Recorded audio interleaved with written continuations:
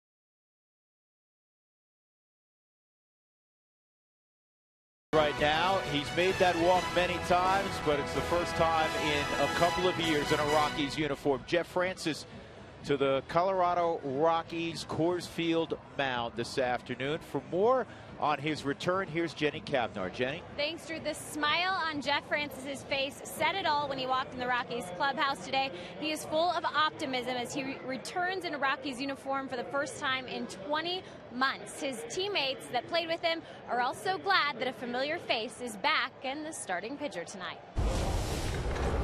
I can see in his face that he's ready to jump in there and try to help the team, and he's excited to join the team. And, you know, just try to do the little things to make this team better. We know he's been here. We know he's been able to have success here. And then on top of that, it's you know, he's a veteran arm who knows how to win. You know, anytime you have a guy that's been such a big piece in what we kind of done here, such as, you know, start game 1 of the World Series and things like that. And a veteran pitcher. I think we have a lot of young guys on staff. Another guy that knows how to pitch and can really teach some of these young guys some things. Well, Francis's return does come with a microscope. This Rockies starting pitching staff collectively has a 5.85 ERA right now. That's worst in the National League. Pitching coach Bob Apodaca told me adding Francis is great. He has another lefty in the rotation. That makes 3 left arms total. And he said the way that Francis prepares alone will be contagious to the rest of this starting staff. That preparation translates today. All right, Jenny, thank you very much. So Jeff Francis, when we come back, will be on the mound trying to bow down the Angels. Rockies and Angels come on back to 20th and Blake with us.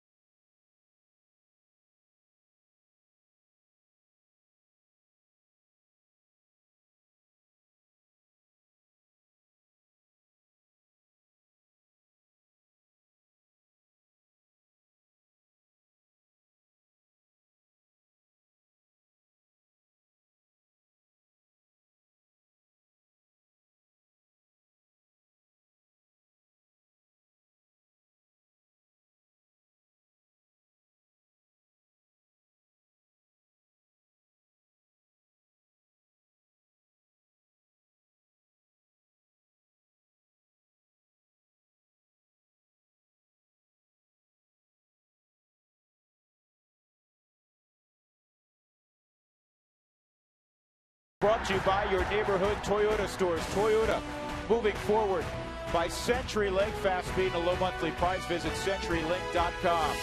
And by Southwest Airlines. Find our fares online only at Southwest.com. That'll be a busy joint tonight. Red Rocks Amphitheater. Jeff Francis making his move to the mound. Rockies are 0-4 in interleague play, and that's surprising because they have been the best National League team against the American League the last 4 years. But they were swept by the Mariners at Coors Field. They struggled yesterday against C.J. Wilson and the Angels, and most notably Torrey Hunter, who's right behind Mike Trout getting ready. Here comes the 20-year-old Mike Trout. Here's the rest of Mike Scioscia's lineup this afternoon, brought to you by Southwest Airlines. Torrey Hunter, he had the 6 RBIs last night. He'll back in front of Albert Pujols, who had a pair of doubles yesterday. Mark Trumbo, Howie Kendrick fifth, Alberto Callaspo, he got in the ball game late yesterday. Eric Ibar at short will bat seventh. John Hester will do the catching, and Dan Herron, the former Arizona Diamondback in Oakland A, is on the hill. Welcome back, number 26. Jeff Francis, former first-round pick, 9th overall of the Rockies. Back in a familiar uniform. And the fastball away, ball one. One pitch that Jeff has added that I know you're going to talk a lot about, Jeff, is against right-handed hitters, like so many lefties now, he's cutting the ball. Well, C.J. Wilson last night was an example of how you can be effective cutting the baseball, and he did it all night long. And Jeff has been known to use the fastball changeup away, but to keep the righties honest, you have to come inside. This young man just flat out hit. There's very little he can't do. He had 3 hits last night, and he's got a hit leading off the ball game tonight. Or I should say this afternoon. We get in the habit of just saying tonight in baseball broadcast. 2 o'clock start today. So many games are at night. Usually it's a Saturday night affair. Cargo is in left, Dexter in center. Tyler Colvin for Michael Kadire is in right field. Pacheco, Scudero, LeMahieu, and Giambi is at first base, and Willeen Rosario is getting the afternoon off. Will Nieves will be behind the plate. So Trout with the blazing speed at first. Ground ball through the right side by Hunter, and Trout's going to go first to third. Colvin threw the ball high, big mistake. That is a large error right out of the chute. You have to hit the shortstop. And now it's second and third, especially when you have a sharp guy who's played a long time, who has good speed still in Torrey Hunter. And you know that Mike Trout is going to go first to third. The ball was hit in the hole. Mike Trout's rounding it. Now Tyler Colvin, get the ball down, at least give the shortstop a chance to cut it off to keep Torrey Hunter at first base. That's an easy read for a base runner. You see it out of the hand high, you just keep going. And it sets it up for Albert Pujols to hit a ball to the right side to get the run in and get the runner over. Shortstops as Pujols hits it to deep right. This will get the run in. And just like that, I mean, people aren't even settled in, and it's 1-0. Hunter will move up. That's a combination of good baseball by the Angels and bad baseball by the Colorado Rockies. I mean, the shortstop's taught on that throw to try to, bluff that he's cutting it off, even if he's going to let it go through to freeze that runner at first base. But that, as you described, that was 10 feet over Scudero's head. Yeah, so the base runner sees it out of that. He doesn't even have to worry about the shortstop deking him or acting like he's going to cut it off. You know, Albert Pujols, the type of hitter he is, that's a gravy. Well, we're 5 pitches in. It's 1-0, and there's a runner on third with 1 out. That pitch is inside, ball 1 on Mark Trumbo. Those are the little things, not to pick on Tyler Colvin, but those are the little things that'll drive a manager batty. The fundamentals. That's what they are. They're fundamentals that players have to understand the game and what that extra base means.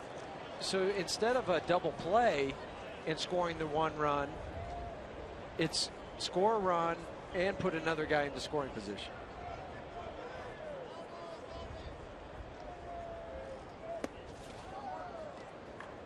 Outside, 2 balls and a strike. Now, Jeff faced, as a member of the Royals, the Angels twice last year, and he pitched well against them. He was 2-0 with a 2.66 ERA. He had 9 punch-outs and no walks against the Angels a year ago. And he gets a strikeout of Trumbo for out number 2 here in the opening frame. That'll bring up Howie Kendrick. Let's look at Chevy's Dare to Compare. The Chevy Equinox 32 highway miles per gallon outperforms its competitors. Chevy made for Colorado.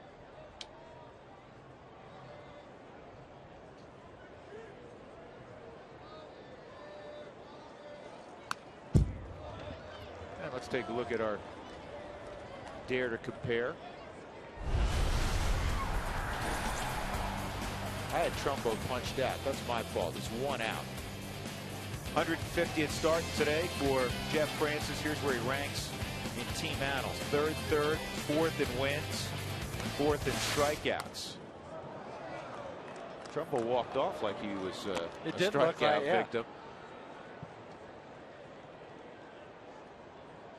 Well, Jeff at Coors Field, 30-22 with the 4.56 ERA.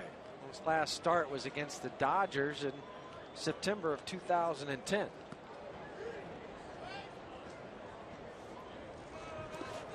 This gets away all the way to the backstop. Here comes Hunter with the second run. That'll be a wild pitch. 2-0 Angels. Not the start Jeff Francis was looking for in his return.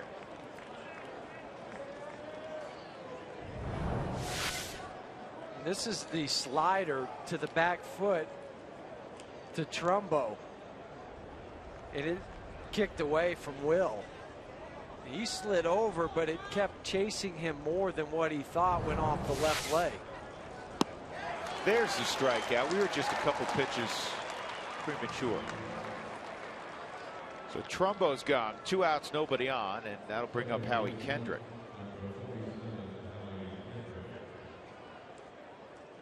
Single, sac fly, wild pitch, and 2 runs are in.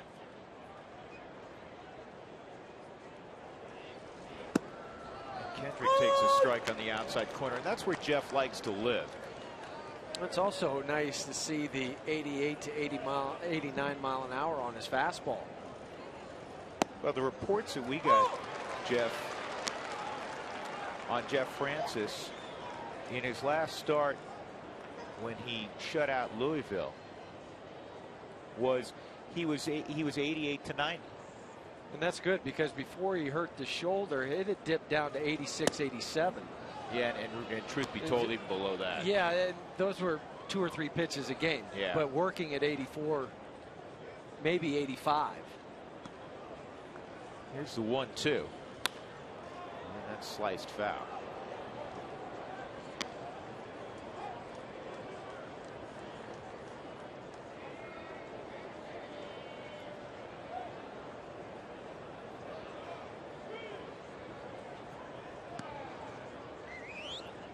One-two on Howie Kendrick, and he wastes that pitch also. Behind home plate is a young umpire, Manny Gonzalez. Greg Gibson's at first. The crew chief, Jerry Davis, at second. Phil Cuzzy is at third base. The Angels have won 7 straight road games. This is an easy play for Scudero. Couple runs, couple hits in that first inning for the Angels. See how the Rockies counter when we come back.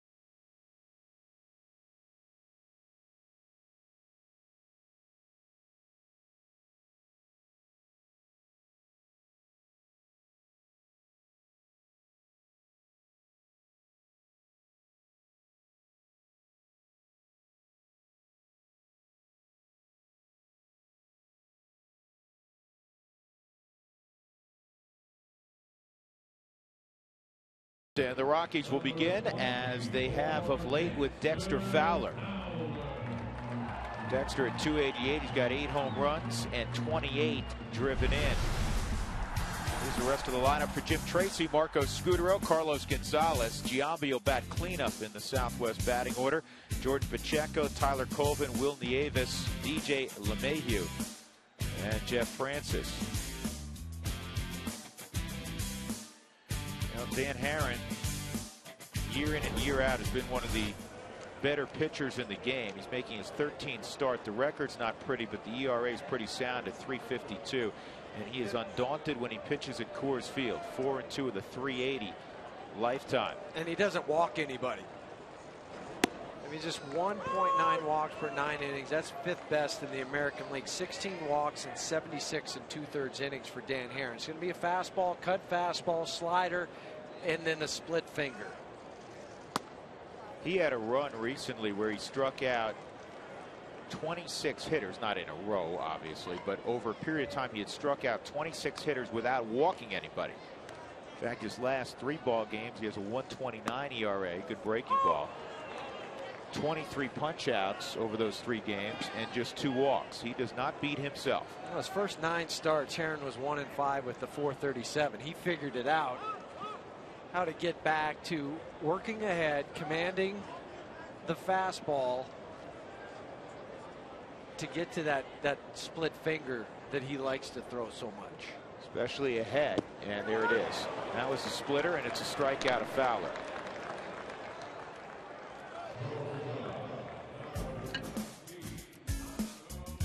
The Angels in the outfield. Oh, that was a movie. That was nice. Yeah. Mark Trumbo, Mike Trout, Torrey Hunter. In the infield, Alberto Callaspo, Eric Ibar, Howie Kendrick, and Albert Pujols. Pujols again started last night at 30, finished the ball game at first. John Hester, who overlapped for a couple of years in Arizona with Dan Herron, so he knows him well. He was behind the plate for the 2nd straight ball game. Scudero shows bunt, takes a look at Herron. It's ball 1. Well, speaking of catchers for the Angels, Chris Iannetta is going to go out on a rehab tonight at Inland Empire, their Class A club for the Angels. Scudero fouls that off. Marco's 2 for 11 lifetime against Herron. The guy that's had the most success is in the on-deck circle, or in its general proximity. Carlos Gonzalez. In the area code. He's 6 of 15. Nobody stands in the on-deck circle, literally. Those things are plastic. You have to stand in the dirt. Turns on this pitch and hits it foul.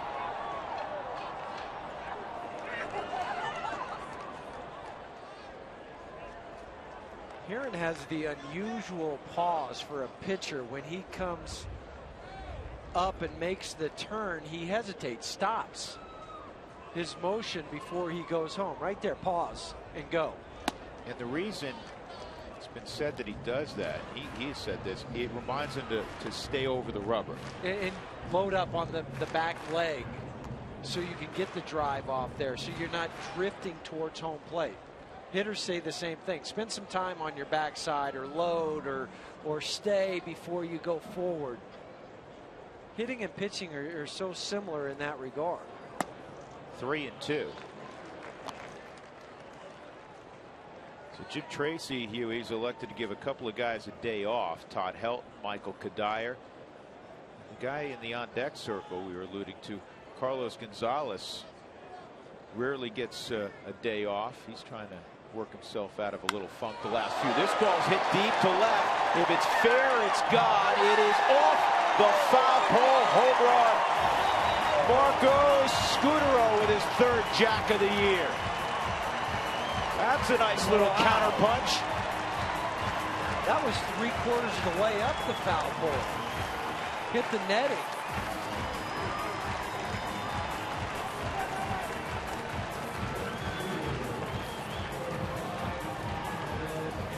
Well, he'd hooked one earlier in his at-bat foul.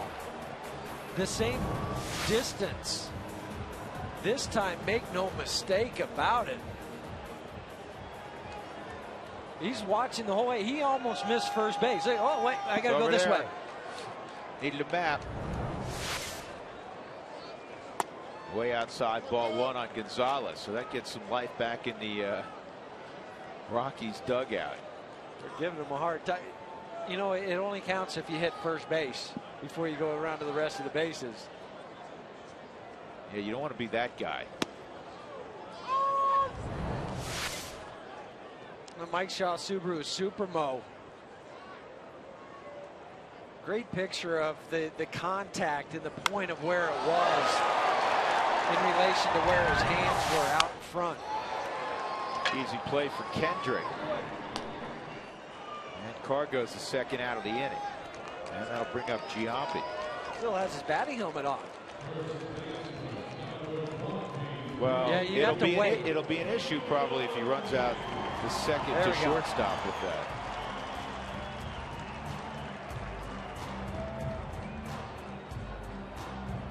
Well, you hit a home run that far. You want to keep it on as long as you can, though, right? Got to keep it on when you go through the dugout because everybody's slamming you on the head. Giambi's played a slew of games against the Angels. Of course, in his days with Oakland, he was in the same division. 143 career games, 273 average. And the typical Giambi shift on. Now, the second baseman, Howie Kendrick, is not playing as deep as what we saw with Aaron Hill down in Arizona. Aaron Hill was 10 or 15 feet deeper in right field.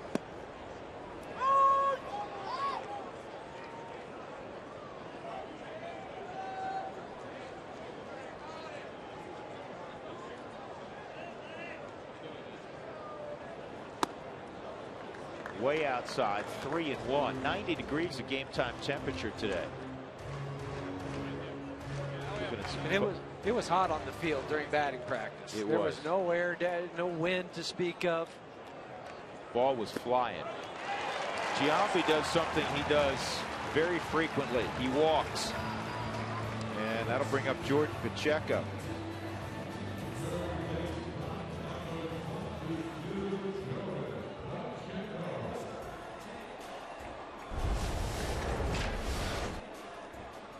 Top walk percentages this year in baseball. George Kataris of Milwaukee, 28% of the time. Then Giambi. That's guys with a minimum of 50 at bats. Dunn has always walked a lot.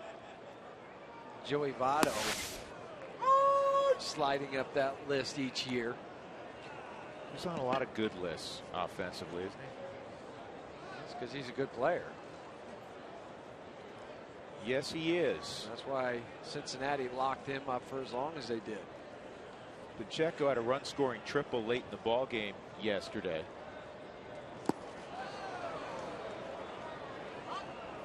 Two-strike count.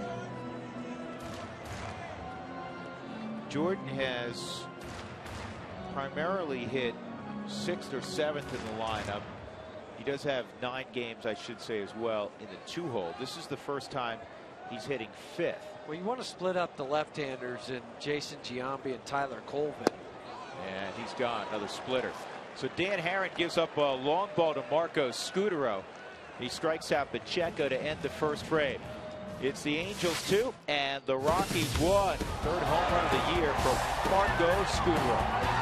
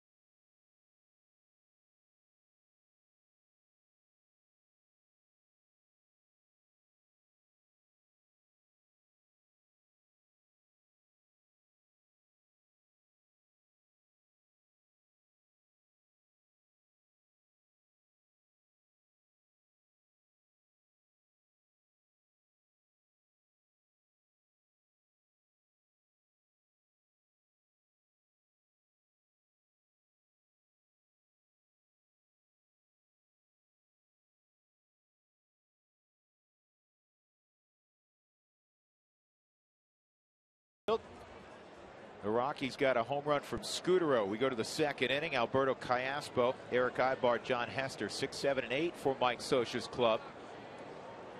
The Angels 7 straight victories on the road.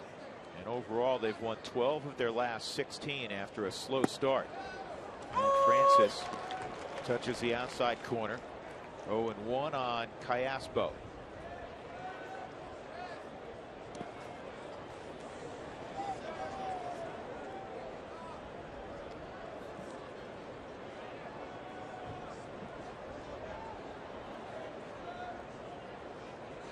Angels 4 games behind Texas in the American League West.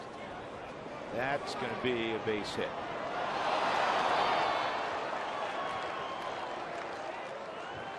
That's a tough read, but if you think it's going to stay fair, and again, a tough read, you got to go get it immediately. But where he was playing was too far back. Right. I agree. Catch it and then make the decision on the road, on the run. Time now for this afternoon's McDonald's Sideline Report. Wake up with McDonald's, where small coffee is only $1 on the dollar menu at breakfast. I'm loving it. Time to check in with Jenny. Yeah, Jeff Francis was a huge part of this team's history back in 2007. He started a World Series game, and pitching coach Bob Apodaca knows he's not the same exact pitcher, but he hopes he has his Warrior back.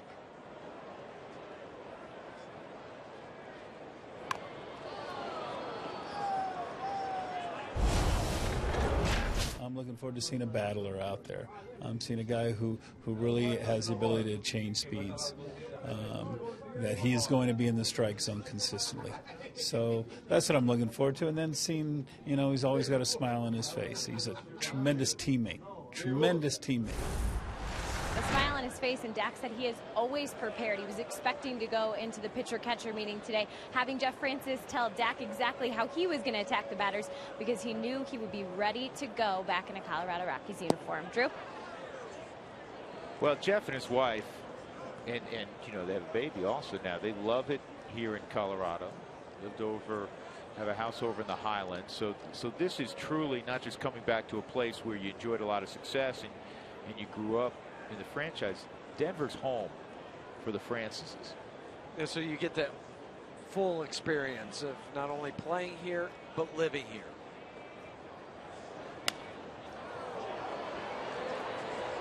Dexter waiting. He's got it. And Ibar is retired.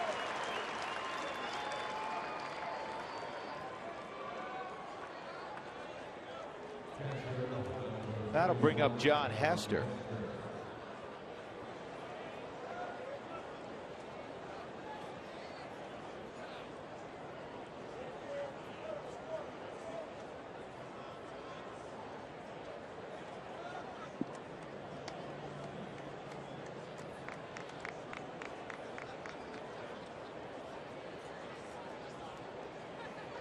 Callaspo will draw a throw.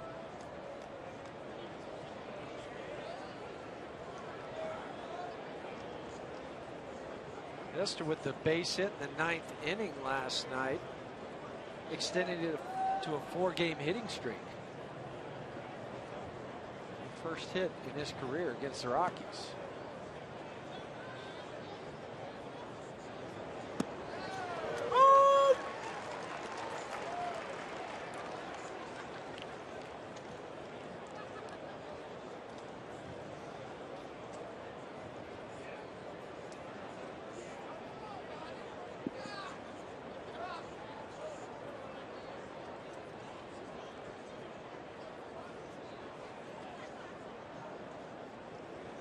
And the 0-1 is pulled into the 5-6 hole for a base hit. That's the 4th hit allowed by Jeff. That'll bring up Dan Herring. Not hit all that hard off the bat of John Hester. Foot closer to Jordan Pacheco. That's a double play ball. Brings up Dan Herring. A couple sacrifice bunts for Herring on the year. Will Nieves will go in front of the plate, show a battery of signs. Bunt defense, but where he would throw in case of a double steal. And you would throw Probably to second base. Aaron bunts it in the direction that you're taught to, third base, with runners at first and second. So 2 in scoring position for Mike Trout.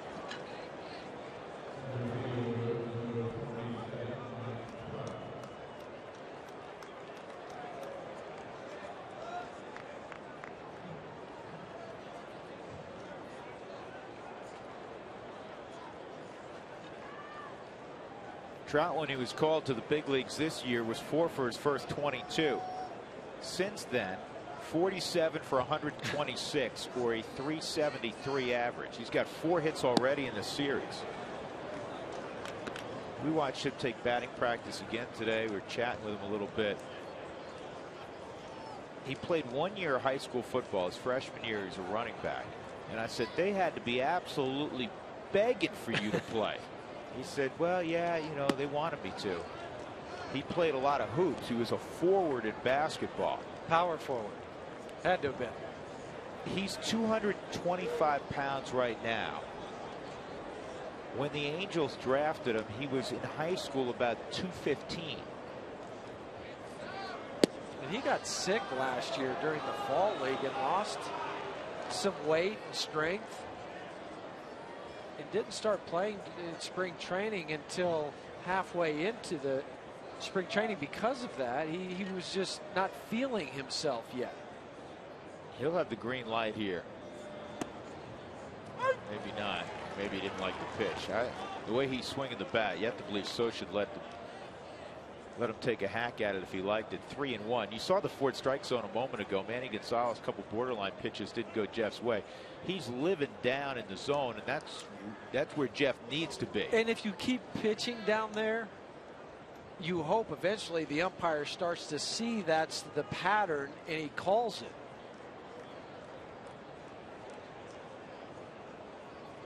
(3-1) and another base hit for Trout. Hester around third. Hill scores. Dexter couldn't come up with it cleanly. And Mike Trout makes it 4-1. This kid is ridiculous. 24 RBIs for Mike Trout on the season. And you fall behind 3-1. Fastball middle to middle away. The high leg kick. The hands in the launching position. Comes off the back foot. It's not the drive off the back foot. He comes off of it.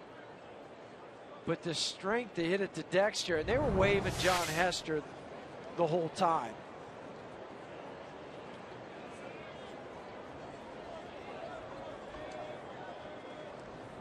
Listen, it's very early, and I don't want to get ahead of myself, but you know who he has a chance to be? I think I know where you're going. Because it's unfair. This kid's 20 years old. The guy I'm going to reference is in the Hall of Fame. Ricky Henderson. I mean, the power speed combination at the top of the lineup. I mean, he's 225 pounds. He may be the fastest player in baseball. And he has legs like Ricky's legs. He has legs like Ricky's. He can hit the ball. We were in batting practice hitting him up on the concourse. He can bunt also. He can push bunt, and he can bunt up the third base line, which is going to keep him out of a protracted slump. And Tyler Colvin, learning his lesson, is lobbed it into second base to keep Torrey Hunter and at first base and not move into scoring position. Keeps the force in play. 2 outs, first and third. Apodaca to the mound with Albert Pujols coming up. The second hit for Torrey Hunter. Drops in front of Tyler Colvin. Smart play that time. He learned his lesson after what happened in the first inning, overthrowing the cutoff man.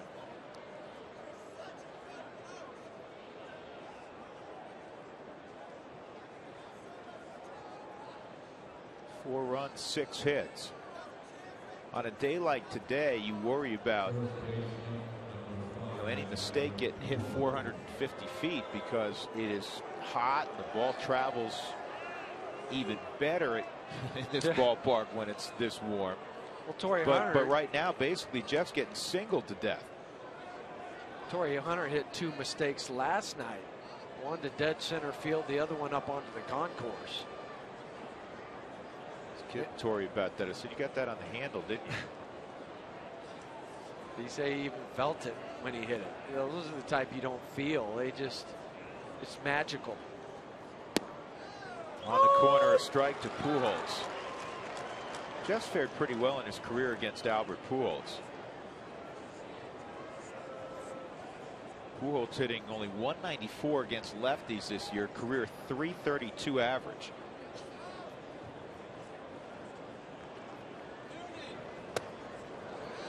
He shows in 1-1. Albert, a 294 average coming in against Jeff Francis, but only 1 RBI. He's never taken him deep.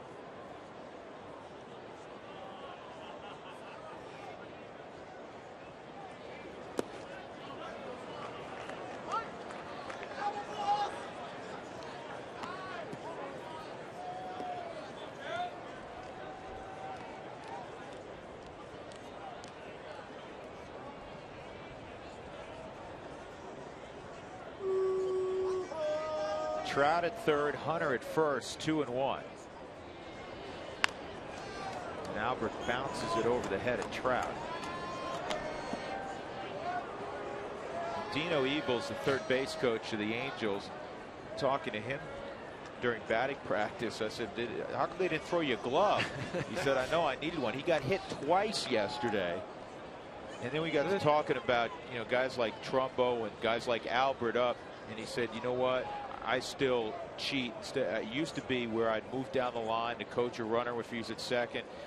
He said, I do it from a deeper position. There's a base hit to left. That'll drive in another run. Hunter stops at second.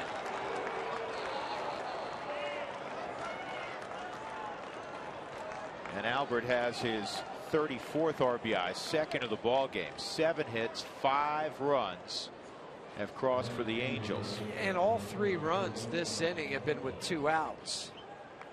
You got the sacrifice from Dan Herron. This is prototypical. Look at that back foot coming off the ground for Albert Pujols. And he does that a lot, because he is so strong and has the drive through the ball that it's not sit and spin on that back foot.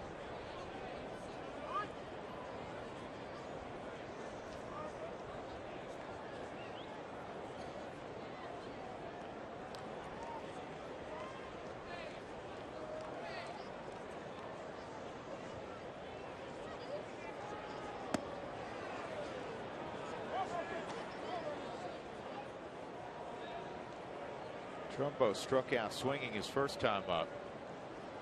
Mark is second in the American League in slugging percentage behind Josh Hamilton.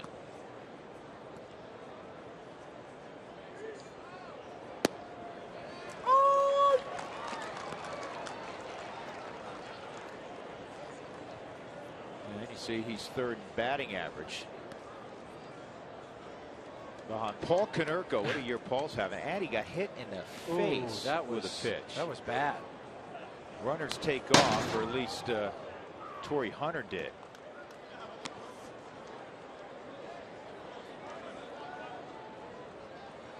Albert's threw the anchor at first. A couple years ago, though, Albert Pujols, he surprised you. Didn't look like he's running as well this year. No, but he's a good situational base stealer. I got to check, but I think he did a nice job last year also.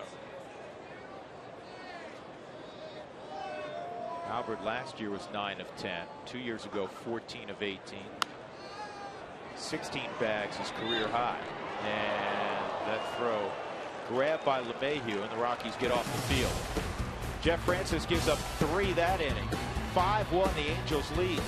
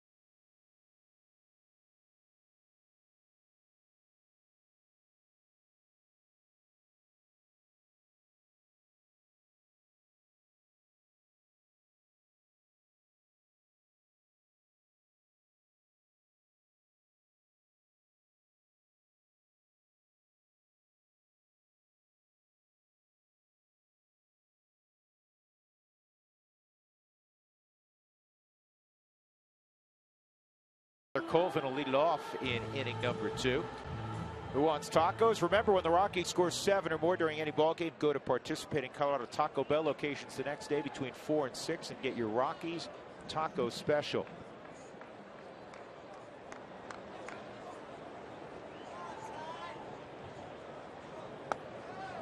Dan Herron with a 4-run lead misses ball 1 against Colvin. Colvin at 265, 3 and 13. Sorry, it's been a while since we've had tacos.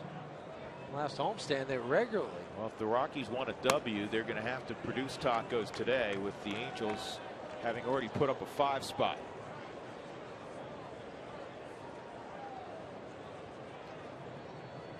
It's a scene we've seen a number of times. Dak and Jeff Francis conversing throughout Jeff's career.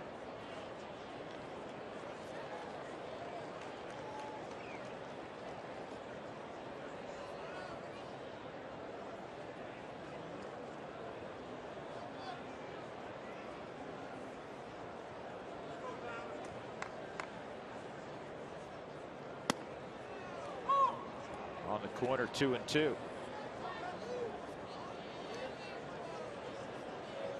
The left-handers hitting 222 off of Dan Herron.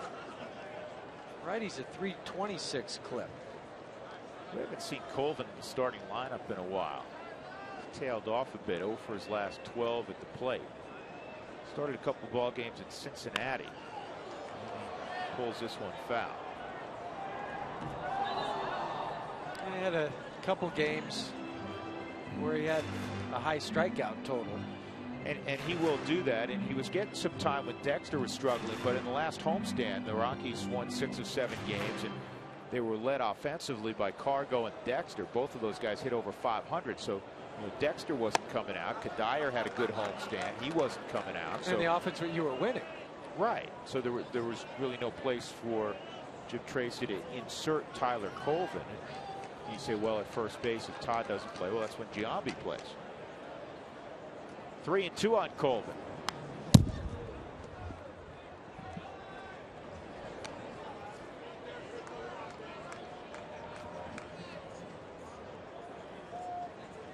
Well, it's another one of those games. There's been way too many of these this year where the Rockies have to chip away to get a feeling like it's doable back in their dugout. It's very, very early in the game.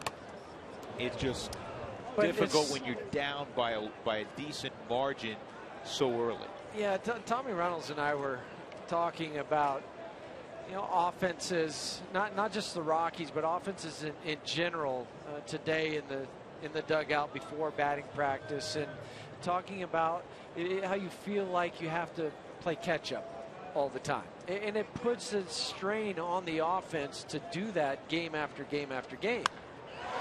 This is well hit right center field. Trout going back, and he's run out of room. 1 by 1, maybe. Long ball by long ball.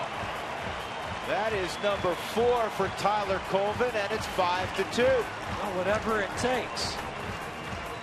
If you're going to have to beat him with long balls all game long, that's what you're going to have to do. You're going to have to outslug him.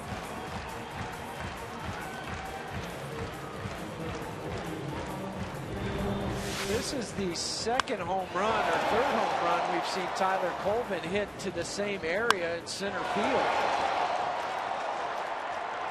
And he knew it when he hit it, because he hit it, dropped his bat, put his head down, and started the jog. Will Nieves takes ball 1. And for Colvin, that's his first home run since May 1st.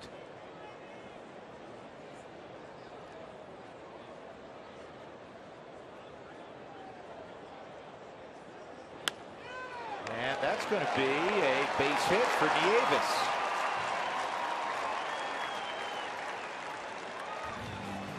With nobody out, DJ LeMahieu will come up.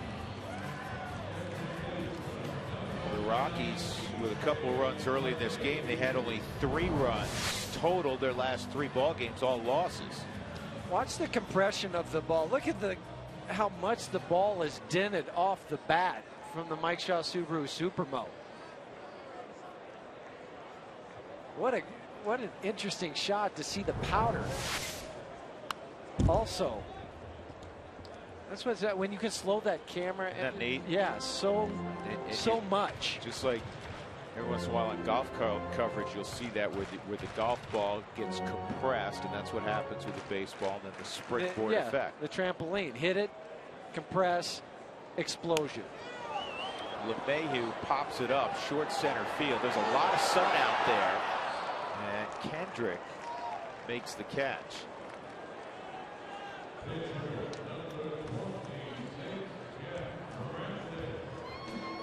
We'll celebrate Independence Day early with the Rockies after the Rockies-Padres game on Saturday, June 30th. Stay for the best fireworks show in town. It's going to be fun against the Padres.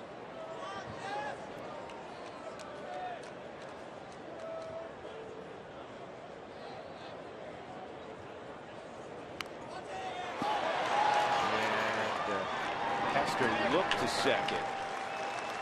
They decided, you know what, up 3 runs, let's get the out. So Jeff Francis gets a sacrifice down. Nieves at second.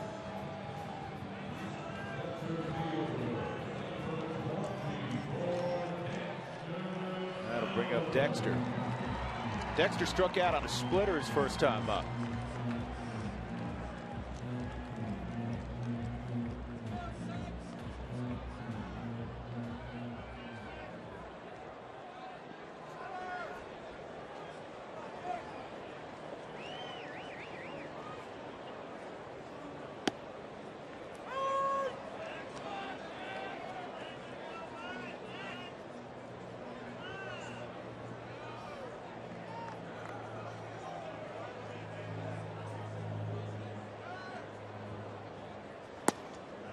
One ball, one strike. Boy, you get a hit here, that'd be huge. All the issues offensively the last few days for the Rockies. The early deficit to close to within 5-3 after 2 innings would really be nice. Dexter fooled there, you can tell by the swing, 1 and 2. And it's also off of Dan Herring. I think that's the other thing with the amount of starts that he's had against the Rockies. 14 career starts, 7 here at Coors Field. He's not intimidating.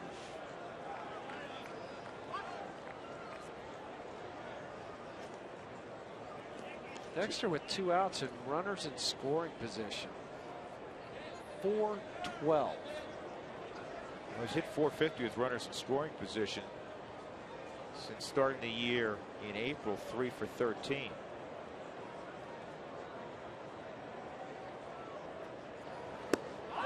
Strike 3. And for the second time, Herring gets Fowler, this time with Nieves at second. Rockies get another run back. And again, it's the long ball. Tyler Colvin hits one into the Angels bullpen. 5-2 Los Angeles. 3-2 innings of play.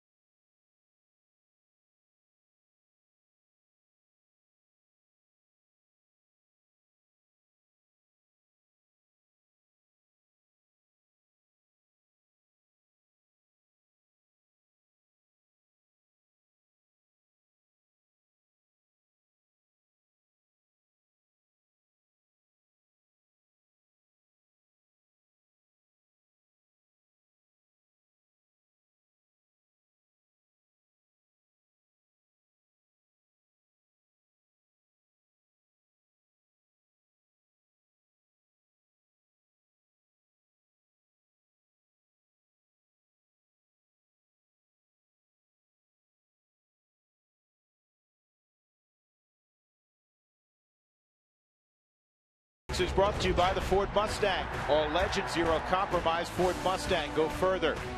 By AT, the nation's largest 4G network. AT, rethink possible. By Wells Fargo. Wells Fargo customers get your 2-for-1 Rockies tickets by going to wellsfargo.com/Rockies. Wells Fargo Bank, member FDIC. And by King Soopers, more value for the way you live. Angels up 5-2, top of the third inning, and Howie Kendrick with a base hit. That's the 8th hit for the Angels. All 8 are singles.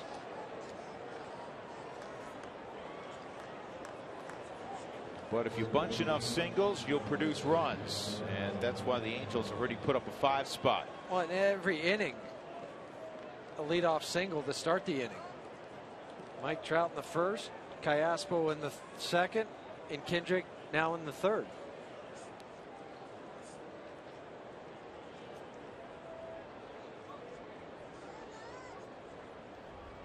First time Jeff Francis has thrown a ball game for the Rockies since late in the 2010 season.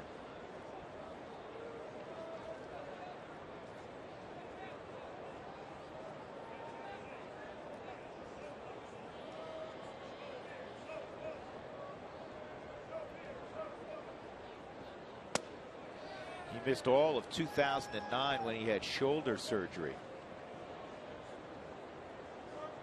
05, a 14-game winner. 06, a 13-game winner. 07, when the Rockies went to the World Series, he was at the top of the rotation, 17-9, and then he won 2 postseason games. He started the first game in all 3 of those that year.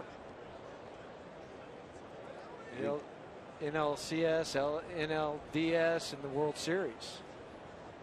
He beat Philadelphia in Game 1. Came back and beat Arizona in Game 1, pitching deep into that ball game.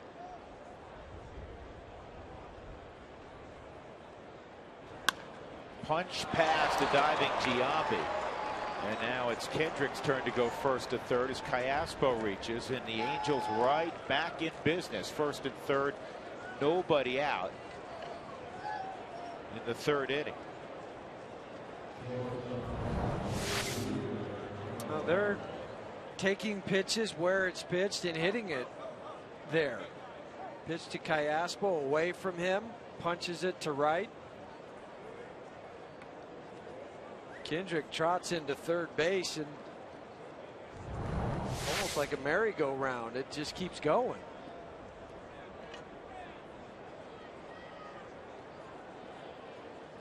Eric Ibar hit a fly ball to center field.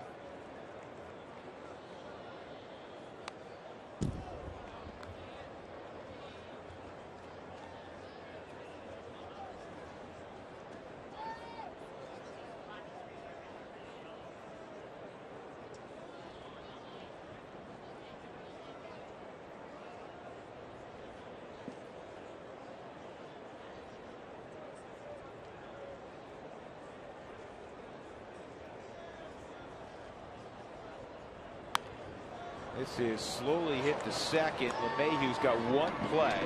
Well, that was weird, man. Eric Ibar pulled up. Did you see that? Yeah. If he runs hard, I don't know if he's safe, but it's a pretty darn close play. He put the brakes on 20 feet from the bag. I don't understand that. I've never seen that. Watch Eric Ibar here. He's going to get the RBI grant, slowly hit, and he's smelling stay out of 2, and then he kind of shut it down.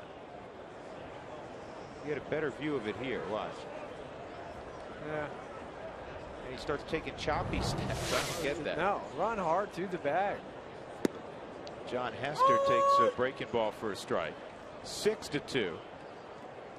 Ibar is driven in his 14th.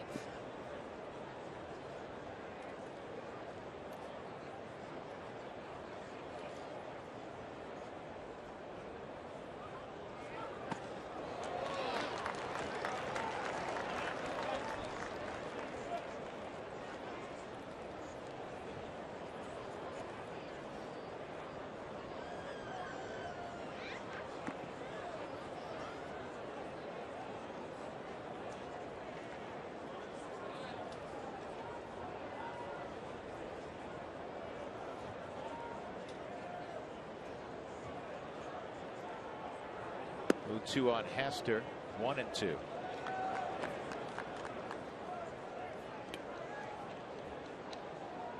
How about the Mariners last night? Yeah. Kevin Millwood, who was terrific against the Rockies in that Seattle series. He threw the complete game shutout. He was working on a no-hitter through 6 innings, and he had to leave the game with a groin strain. And his mate said, no problem, we'll pick you up. A combined no-hitter for the Mariners last night against the Dodgers. Yeah, 5 relievers plus the starter, 6 guys to do that. Angels have had one of those in their career. Mike Witt, Mark Langston.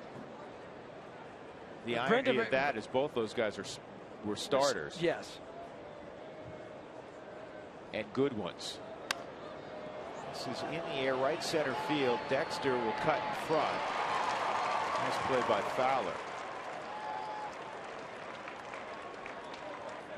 Millwood went out there for the 7th inning, couldn't go. Here we go, last night. This is the final out. Final out. Brendan Ryan was put in for defense in the 9th inning. He had to make a play on D. Gordon to preserve it. You knew that would happen. Put a guy in for defense, the ball's going to get hit to him. Pretty wild stuff. Dan Herron had a sac bunt his first time. 2 outs.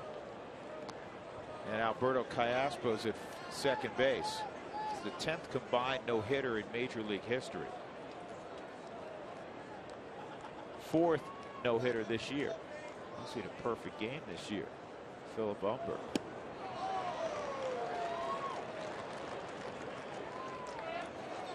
Well, one of the things you have to admire about Dan Herron, he's not just a guy that takes the baseball every 5th day. He's a big-time winner. And it's not just, 200 innings. It's 220, 230 innings every year. He's made more starts than anybody in baseball the last half dozen years. Yeah, since 2005 coming into the season, 237 starts. Derek Lowe is second on that list. Bronson Arroyo is third. And every year it's 33, 34. But one of the terms I can't stand is innings eater in baseball, because you want, is it quality innings, or is it just the guys out there, but you know they're getting 5 runs off him, but he's still out there, they're kind of nickel and diming him. Yeah, that's not good. But Dan Herron's not that guy, because he was a 3-time All-Star in 07, 08, and 09. He works deep into ball games, and you generally don't score a lot of runs against him. Why? He's one of the best in the game year in and year out. Won 16 games last year for the Angels. Another run in the inning. Angels up 6-2.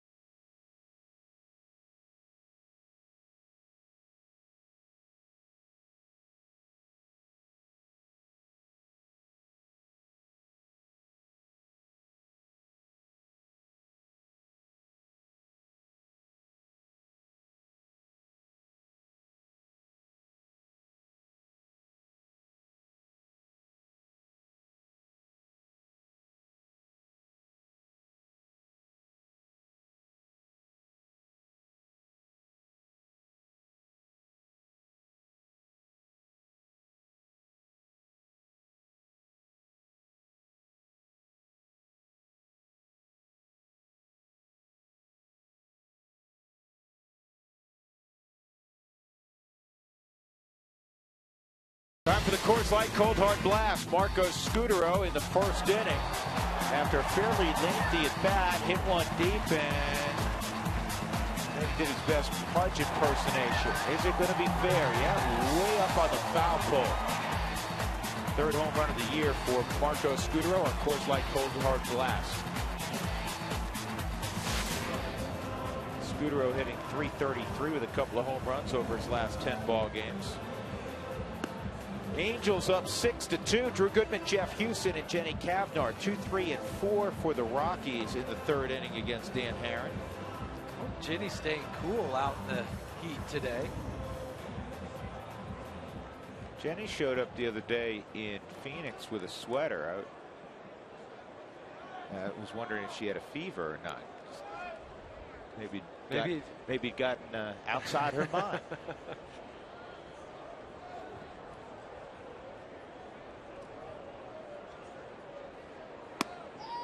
We've had no response from Jenny. No. 0-1 on Maybe Scutaro. she's getting some water. I hope so.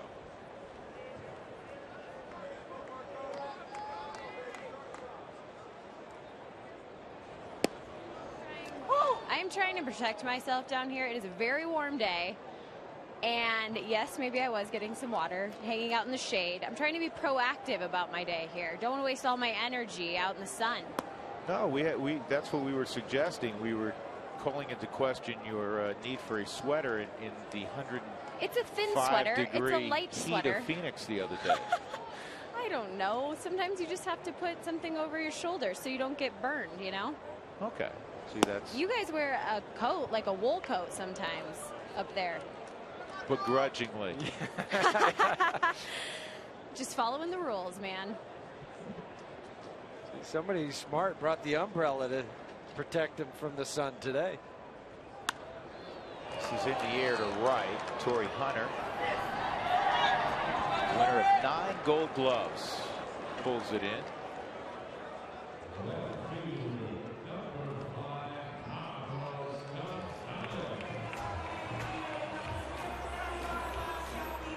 And the umbrella and the lemonade.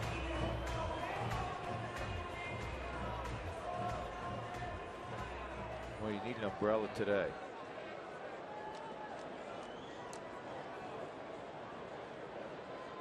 And not for the normal express purpose of an umbrella. Cargo grounded to second. And he yanks one into the seats. Trying to get his timing back offensively. Join in on the conversation with Toyota Talk in the 6th inning. Text Toyota to 720-720. Share your thoughts, questions, insights. You'll also learn how to win a $500 gas card. That's Toyota Talk. Card goes in one of those split finger counts. It's 0-2.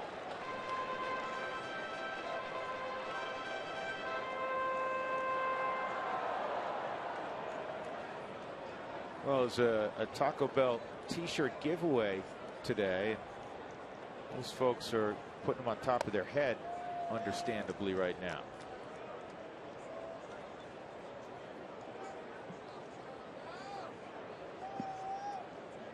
It has the hat and the t-shirt. 1-2. There's a splitter. Yeah. And you knew it was coming because the 0-2 fastball up and away was a complete show pitch. Show me to try to change the eye level or angle and bury the splitter. He'll double up on it. Yep, that was in the dirt though. So Cargo works the count in his favor now. It's 3-2. And he's not afraid with Carlos, and it's different because you have Giambi on the on-deck circle. But to throw the split in this pitch, he'll triple up on it. Cargo hits it in the air to medium range right field.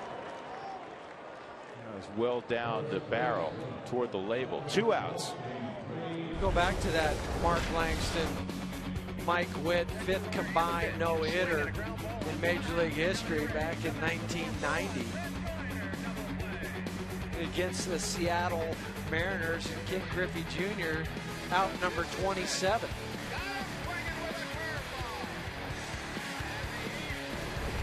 Langston went 7, Witt went 2. Giambi with a base hit. This is a tweener. It's going to roll all the way to the wall. The big man's going to roll to second with a double. God, they had 11 guys on the right side of the diamond, and it still found its way to the wall. Playing that game we played growing up as a kid, you could only hit it to half a field. Half a field. But everybody on one half of the field, Jason Giambi still hits a double. Wade against Wade. Okay, here's, let me see, 1, 2, 3, 4, 5, way over there. Good to catcher pitcher. They don't count. Just 2 guys left on the left side. The third baseman in the left fielder. Jason Giambi doubled into Arizona's right center field gap off of Wade Miley. That was Trout-like moving around the bases for Giambi. Pacheco pops to second. He got there. Yeah, he did get there. Trout just gets there a little quicker. 6-2 Angels.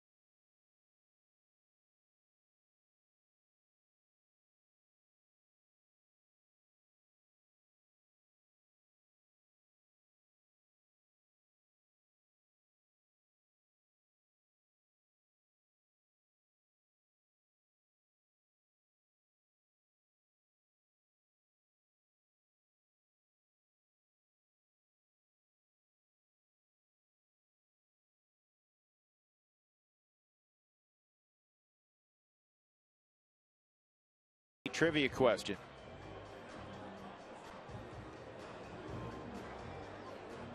Only 6 outfielders have won more Gold Gloves than Torrey Hunter's 9. How many can you name?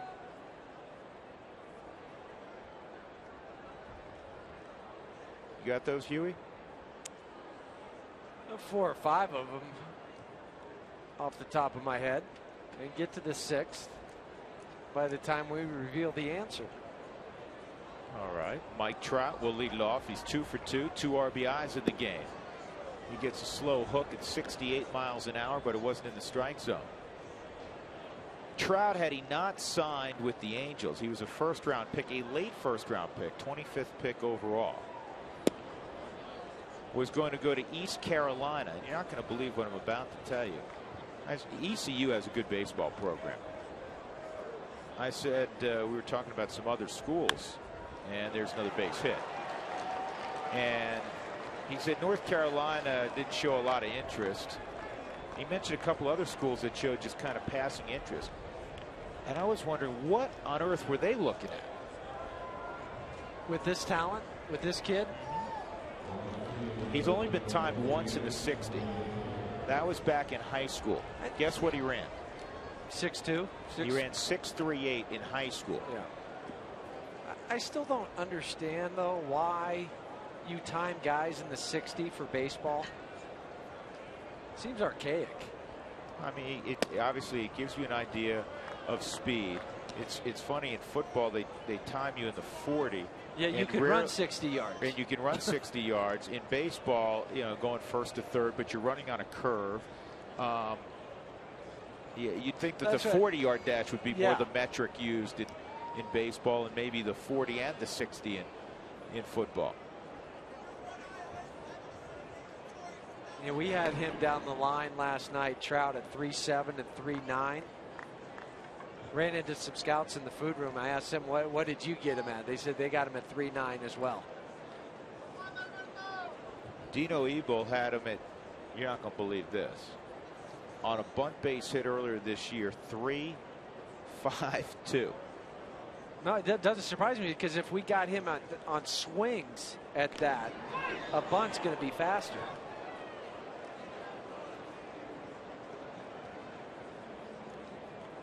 They've never gotten Ichiro that quick from the left side. And even with Ichiro's swing, how he's seemingly running before he hits the ball, you would think he would be faster. Torrey Hunter with a big swing. 1-1.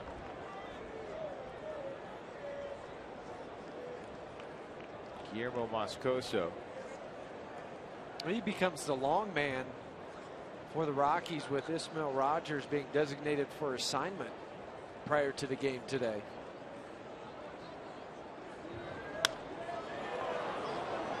Right center field, Colvin makes a catch. And as we go downstairs to Jenny Cavnar, those one out with Pujols coming up and Trout at first base. Jenny? That's exactly right. With Albert Pujols coming up, you know, it got me thinking about once he put an Angels uniform on, everyone was waiting for this guy to hit home run after home run. Well, it took him 111 at-bats before his first long ball in an Angels uniform. One hit it didn't take him long to do was his first career hit. It was back in 2001 when he was making his major league debut with the St. Louis Cardinals. It happened to come right here at Coors Field as the Cardinals and the Rockies opened up the series that year together. Now, Mark McGuire told at the time Tony La Russa, he said, if you don't put Albert Pujols on your opening day roster, that would be the biggest mistake of your managerial career. And Albert proved right away that he was fit for that team. Although that was his only hit of the series, that first year he had to play first base, third base, left field, right field, just to fit him into the lineup. But I'm pretty sure he's found his niche now, guys. You know, the setup doesn't look a whole lot different.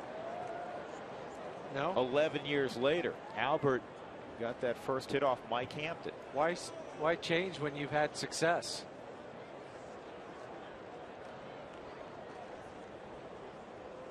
And the success he's had, virtually unprecedented in the game.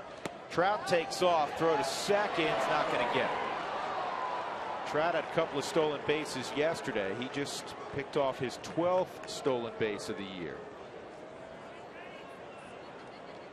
Through no fault of Will's behind the plate. Catch and release was quick, on the money with the throw. It's the jump from Mike Trout. But I got to give DJ LeMahieu credit here, because he's putting his left foot in front of the bag every time. He's not letting him have free range with the hand going in directly into the bag. He's trying to stop him. You see very few guys put their foot there. Trout takes off for third. Nieves not going to get it.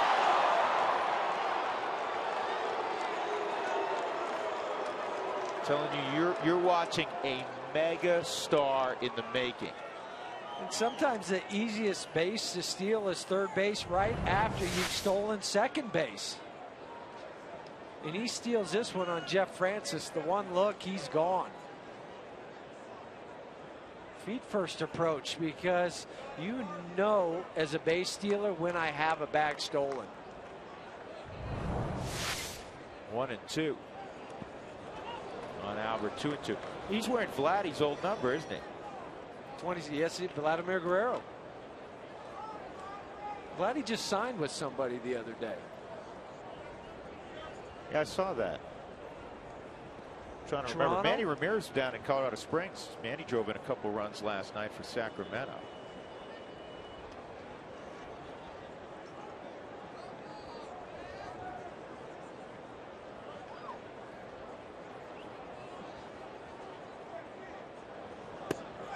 Inside, 3-2.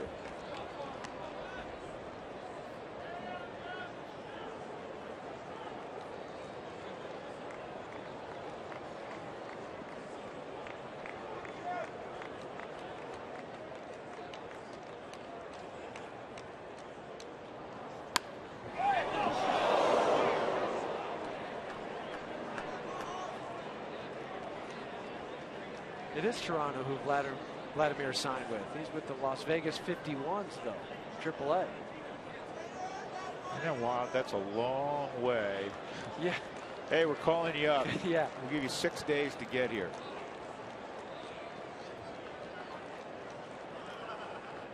3-2 again on Albert. And he wastes that pitch. Play at Cashman Field in Vegas. I want to talk about a place where the wind blows. Remember the spring training game? Was it 3 or 4 years ago? 5 years ago? No, it wasn't even that. I think it was 3 years ago. And 40 miles. Back-to-back games against the Mariners. We televised them. And guys in batting practice literally were hitting balls 500 feet. The lefties were. Wind was howling out to right field, 40, 45 miles an hour. Oh, easy. It was cold, too. Got frostbite and windburn all in the same evening.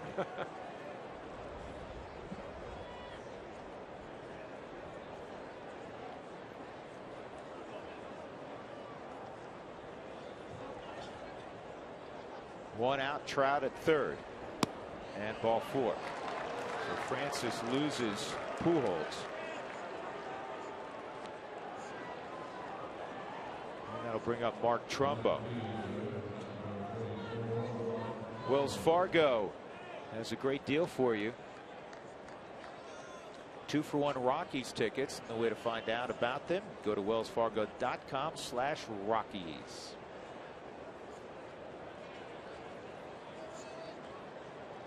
That'll be the end of the road for Jeff Francis in his return to Coors Field. Not what I'm sure he dreamt about last night when he put his head on the pillow. 6 runs, 10 hits, and responsible for the 2 men on base. Pacheco's going to come out.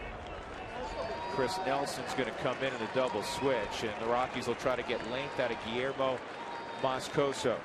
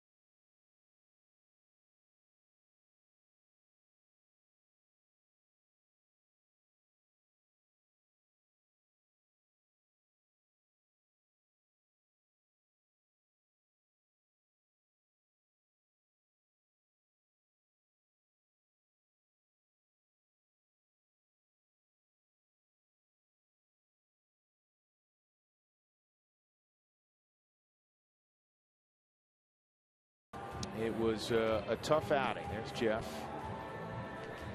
facing a real good lineup with the Angels. 10 hits, 10 singles, interestingly enough. This call to the bullpen is brought to you by Jose Cuervo. So Guillermo Moscoso will try to put this fire out and then keep the Rockies in the ball game. See if the offense can get some things generated against Dan Herron. Just the 4th inning, top up. Mark Trumbo will come up, runners at first and third, and 1 out. Moscoso, 4th game on the season, and he picked up a big chunk of innings against the Arizona Diamondbacks back on the 5th, where he came in and threw 4 innings in the game that the Rockies got beat 10-0, but only had to use 3 relievers because of his work. slowly hit, and it's going to produce a run.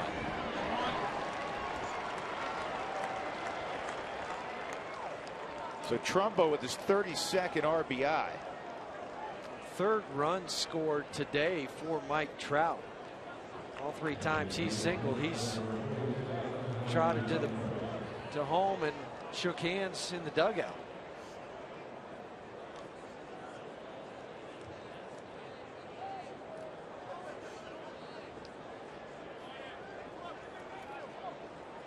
Three for 3 last night. He started the game 3 for 3. He ended up 3 for 4, and he was hit by a pitch, and he scored 3 runs last night. Howie Kendrick at the plate, and that's up the middle and on through, base hit, and that'll bring home another run. Albert Pujols scores on the Kendrick knock, 23rd RBI for Kendrick. It is 8-2. Rockies just getting peppered around, and it's not peppered off the wall. It's just, you know, single run, single, stolen base, single. In the 8th run, you're getting hit with a feather duster. Yes, it still hurts nonetheless, though. 8 runs, all charged to Jeff Francis. Marco Scudero just missed that ball up the middle. Yeah, that'll close the book on Jeff. 3 1/3, 8 runs, 10 hits. A walk and a strikeout, and a stolen base without a throw by Howie Kendrick.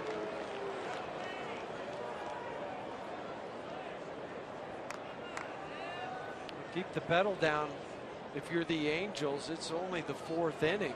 Oh, there's nothing wrong with that. I mean, that's not rubbing it in. I mean, if it was the 8th inning, probably don't see Kendrick running. But keep going. In this ballpark, in this heat, absolutely. That's why. 4 stolen base for Kendrick.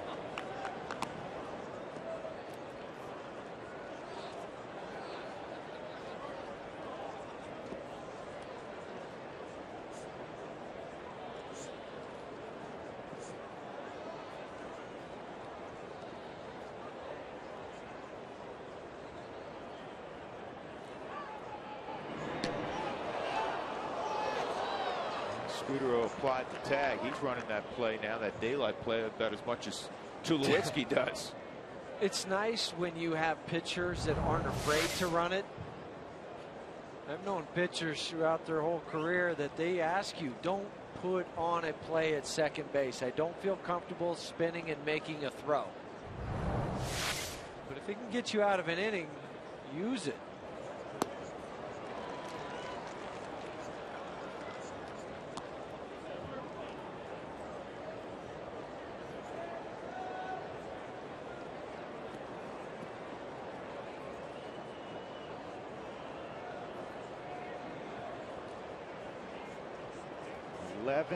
Singles in the game for the Angels. 2-1 on Callaspo. 2-2.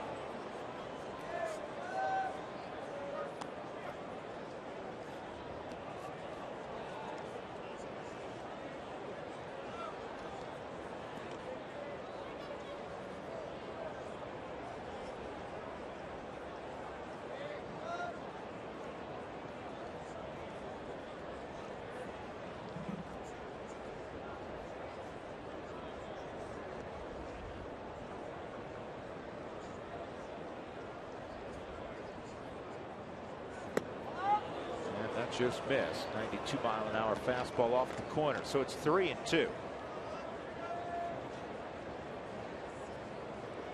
Talk about this being a warm day, Jeff.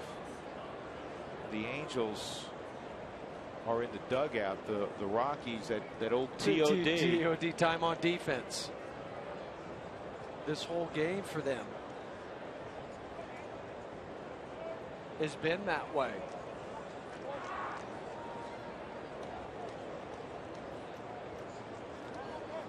Doesn't matter if you're on the grass or the dirt, it's the heat still radiates up through your spikes.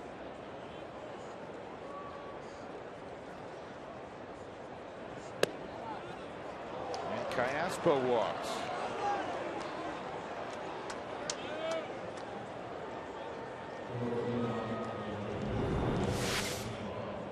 working Callaspo away.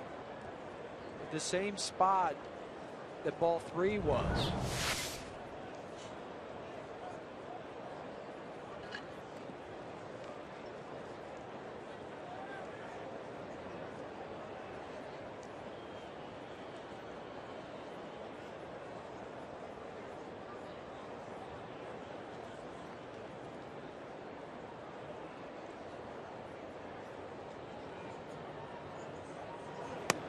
Outside on Ibar.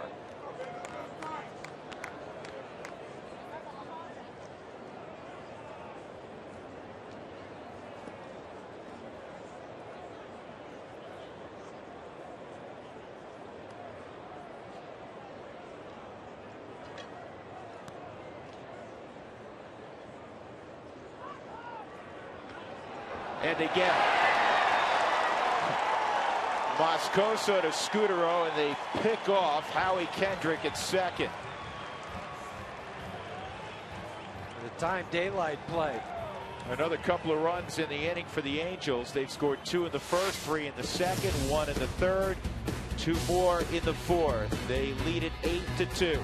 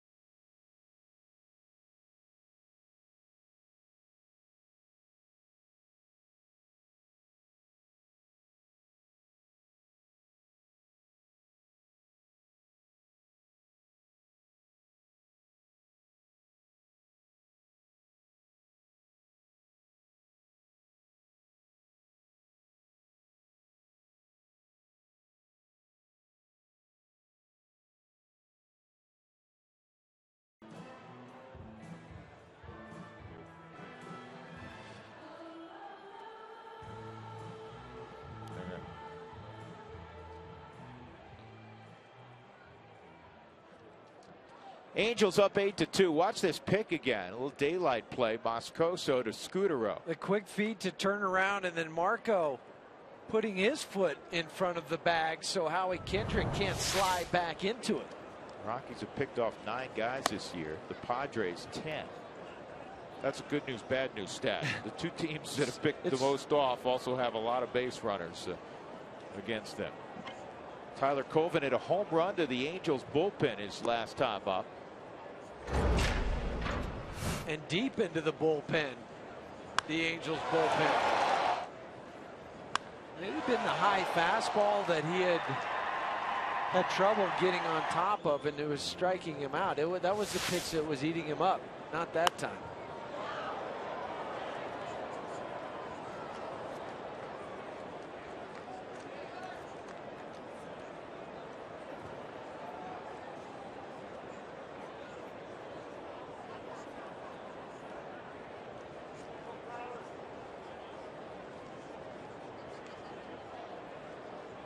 Two and 1 on Colvin, and he fouls that pitch off. 2-2.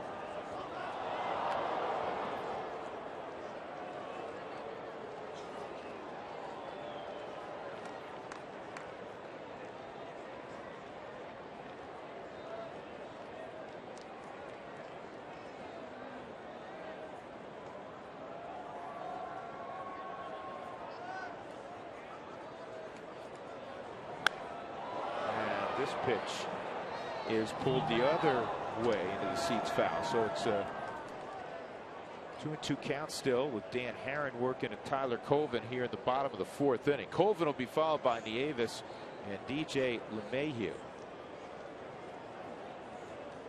Split finger count. You throwing them the cutter in. That was a splitter. Another pitch wasted.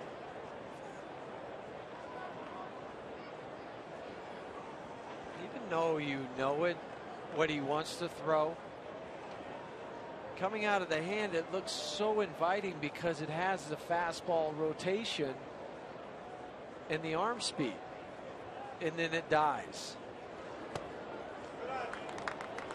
It's good at bat being put together by Colvin.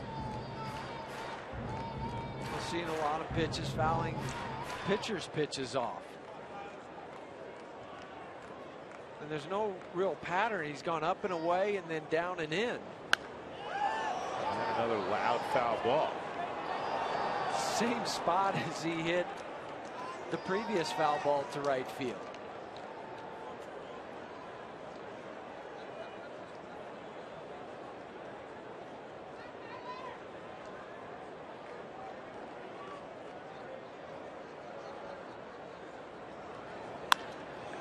That's a real nice AB for Tyler Colvin. Leadoff single in the 4th inning. He's 2 for 2. Let's answer our AT trivia question. Torrey Hunter won 9 straight Gold Gloves at one point in his career. Minnesota and the Angels. Only 6 outfielders have won more Gold Gloves than Torrey Hunter's 9. Well, Roberto Clemente and Willie Mays are on that list. Yeah, Junior, Andrew Jones, Al Kaline. That's the one that would have trumped me and I'm guessing others.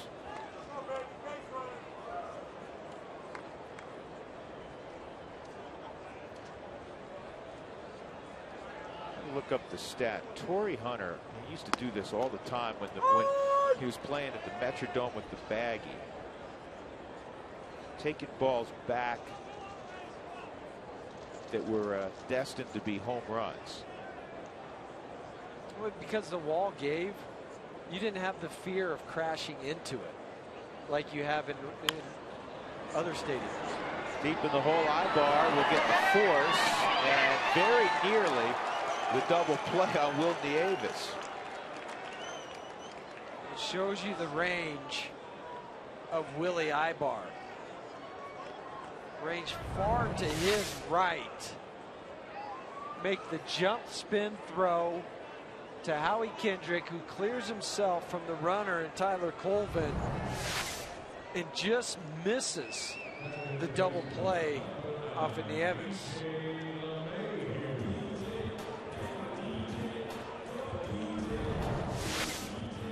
Is this a neighborhood play at second base? Yes, it is. Now, you don't see the neighborhood play as much anymore with the amount of replays and television angles that we have now. It used to be umpired if you were within a foot of the bag. That was close enough for him. Now they get judged, and he'll get a report that, hey, be careful on those plays at second base. It'll be out there tomorrow saying he came off the bag. I mean, that's not even close. And Jerry Davis last night had that play at third base with Todd Helton. Mayhew hits it to shallow right center. It's going to drop. And Nieves almost got forced at second. That's a tough read for that base runner.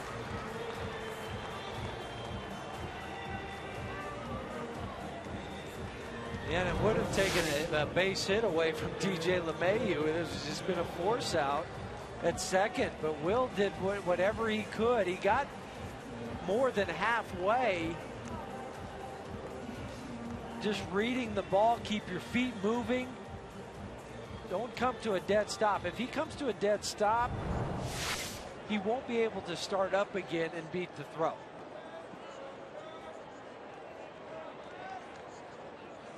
Chris Nelson's first at bat. Came in last half inning when Jeff Francis was removed. Jim Tracy looking to get some length out of Moscoso. Went with the double switch. Pacheco came out.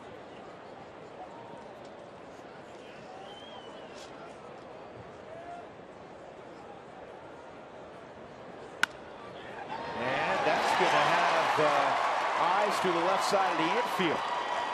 Stopping at third base, Nieves. Base is loaded for Dexter Fowler.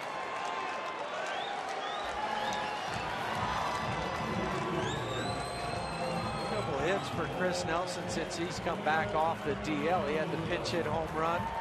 He's swung it pretty well since he's come back. He has, and now he gets the seeing eye ground ball in the 5-6 hole. But yesterday, I mentioned in last night's broadcast, he was out here with Eric Young Jr., and they were taking early cuts off of Jeremy Guthrie while he was throwing a live batting practice session to help with the timing.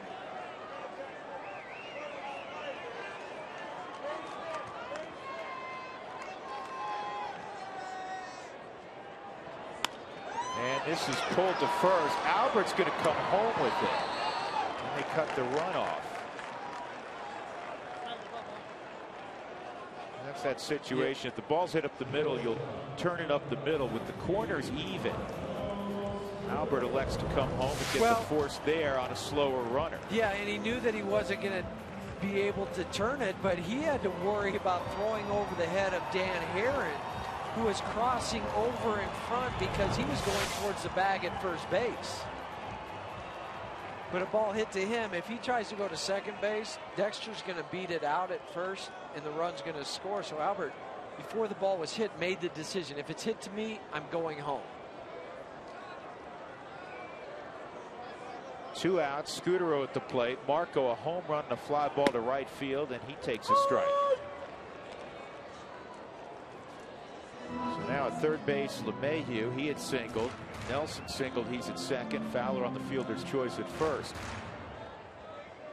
Rockies closing the gap in hits. They've been out hit 11-7. They haven't closed the gap with the run differential. It's still 8-2.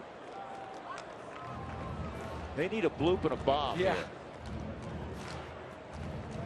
Well, Marco's already hit the bomb earlier. How about a big fly, a grand salami? That would fit well.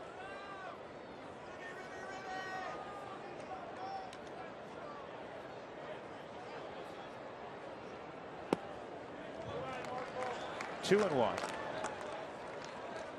Rockies with the loss yesterday, despite their good play of late at Coors Field, slipped back under 500 at 20th and Blake. They're 15-16 at home. 24-33 overall. The Angels, with their victory yesterday, 30-29. Scudero didn't like that call. He thought it was up and away. Well, it wasn't away, but it may have been up.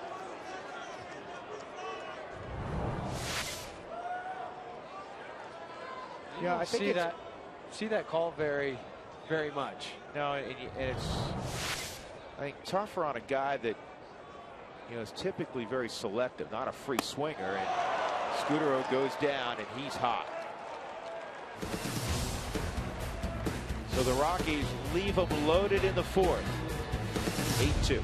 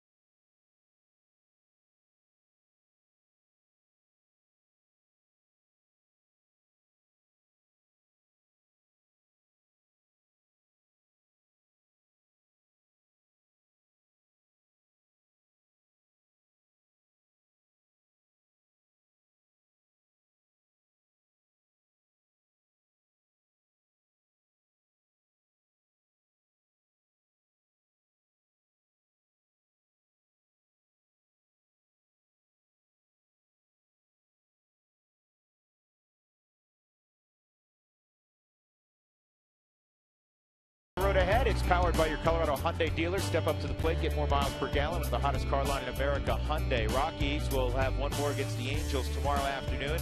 Monday is the annual celebrity golf tournament for the Rockies. And then Tuesday, the Athletics come into town. This season, save responsibly when you shop at your Colorado Hyundai dealers. Check it out at coloradohyundai.com.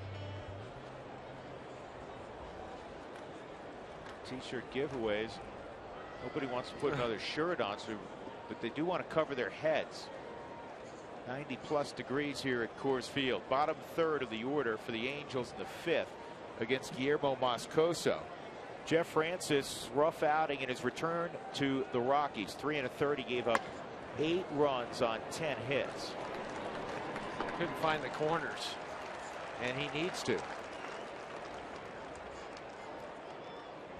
Follow the Rockies on your phone with MLB.com at Bat 2012 app. Features highlights, pitch tracking, and more. Text at Bat to 31826 or go online at ColoradoRockies.com and look for the at Bat logo and follow the Rockies on your phone.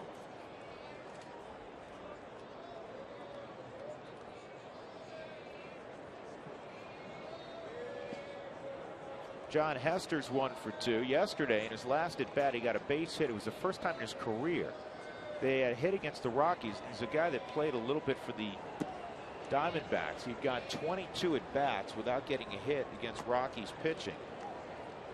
And he's had hits now in 2 of his last 3 plate appearances. But known more as a catch and throw catcher. The backup catcher calls a good game. This is slicing away from Colvin, and he runs it down. Nice job by Tyler Colvin.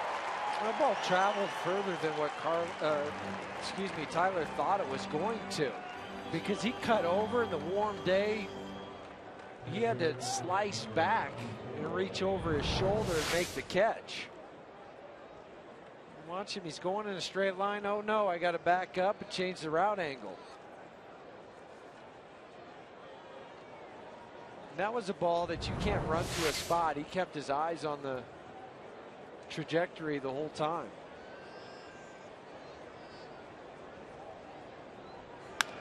Dan Herron bounces that one just foul down the line. Herron's a very good athlete, and he's bigger than you think. He's about 6'5". Well, he was a pitcher DH at Pepperdine. He's an All-American at Pepperdine.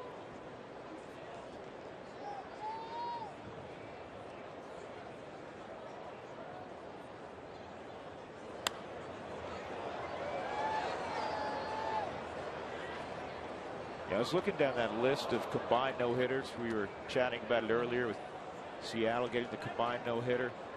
Houston had the last one prior to that a few years back when Roy Oswalt had to leave after 1 inning, and then a bunch of relievers followed. Do you know Babe Ruth was part of one back in, I didn't know. I think 1919 or 1970. It must have been 1917. Aaron's gone.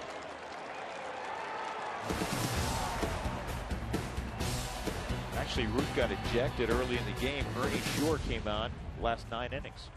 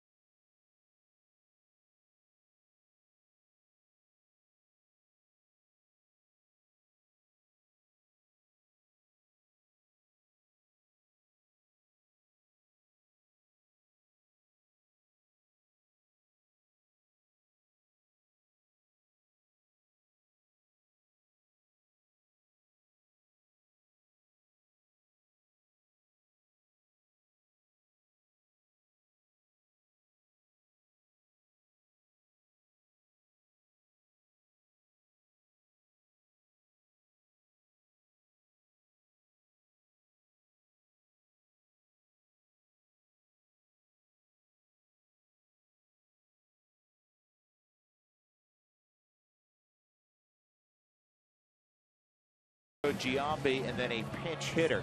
Text Cheyenne to 720-720 for your chance to win tickets to Hank Williams Jr. You'll also be entered to win tickets to other concerts, championship bull riding, ball games, and the VIP grand prize drawing as well. It's Old Cheyenne rapidly approaching. Visit RockyMountain.sports.com for official rules. Yeah, so Babe got ejected in the first inning, but he's a pitcher of record initially. Never got anybody out. Never gave up a hit. Can you imagine Ernie Short comes on. I got your back, Babe. Ejecting Babe Ruth? Yeah, he wasn't. Get out of here. He was Babe Ruth, but he wasn't Babe Ruth yet. Still, he's Babe Ruth. He wasn't the Babe yet. He was just Babe Ruth. He's just Babe Ruth. He was George Herman Ruth. George Ruth. Cargo takes a strike. He's 0 for 2. Ground ball to second on one hop and a fly ball to right field.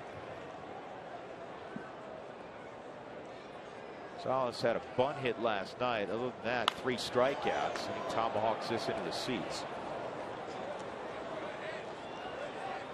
So this is how difficult this ball game is. This game of baseball. You can be as hot as anybody in the world one week, and the next week you find your timing is all askew. For no rhyme or reason. That's the frustrating thing for a hitter.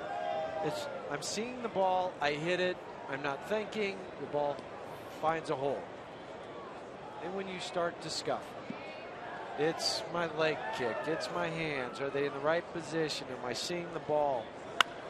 This ball is long and gone. Well, now he's seen it pretty well. Yes, he is. That's number 15 for Cargo. And he makes it 8-3. 3 solo home runs for the Rockies this afternoon. Maybe that'll get him back on track. Cargo with 46 RBIs. That was loud. How quick did that get out? Very quickly, like most of his home runs. First, the swing from Carlos Gonzalez. I mean, it's the beauty of a Carlos Gonzalez swing. Is the finish, and he just drops the bat behind him. Those people are sitting in the second deck, enjoying some ice cream or lemonade. Watch out for the incoming baseball. 1-1 on Giambi, who doubled his first time or his last time up. But it's all on the hand positioning as he's following through. What a beautiful swing he has. Palm up, palm down. And he gets long extension. Through the baseball. Through the baseball. It's not hit the ball, cut it off. He has some of the best plate coverage in the game. Well, that's why he can hit pitches 3 or 4 inches off the plate, because of the plate coverage that he has when he's coming through the zone.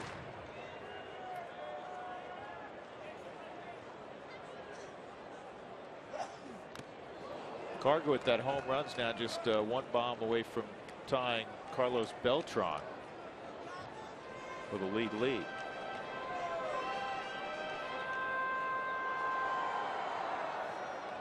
There wasn't a lot of joy as he toured the bases, though. He's frustrated like his 24 teammates in that dugout right now. The Rockies have gotten some momentum. Huey back on their side, winning 6 of 7 at home. They win 4-0 down at Chase Field in the first ball game there, and they still had, a decent feeling, even though the last 2 games in Arizona were one-sided. You're coming home to where you're starting to play like you're accustomed to playing. But last night, demoralizing, and then the first few innings today, 2-3-1-2. Yeah, that's the Angels. The first 4 innings, they didn't put up a bagel until the 5th inning. The first 3, the 2 games in Arizona, and then against C.J. Wilson last night, you ran into 3 hot pitchers. Happens, but then today to fall behind so early, heads up. Well, you know what? Did it get him? Moscoso's in the on-deck circle. It didn't get him, but I thought the way he reacted, he pulled the muscle trying to get out of the way. Now he's walking a little bit better. This bat was coming right at Guillermo. Let's see if we can. No, you're not going to see it on that angle. Well, maybe you do. Now watch, he jumped out of the way. Now, did he land on one of the... I think he may have. This ball's hit well to left center field. And it's tracked down by Trumbo.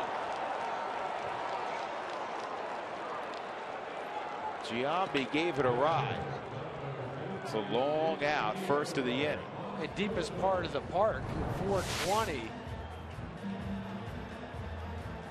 In left center field, Trumbo covering the ground, chopping his steps to keep the baseball from dancing on you.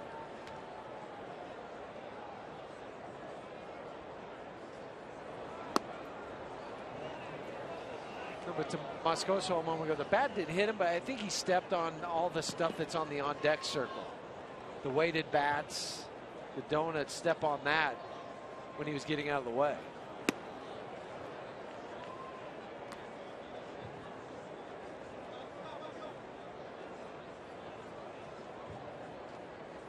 Oh, 2 on Guillermo.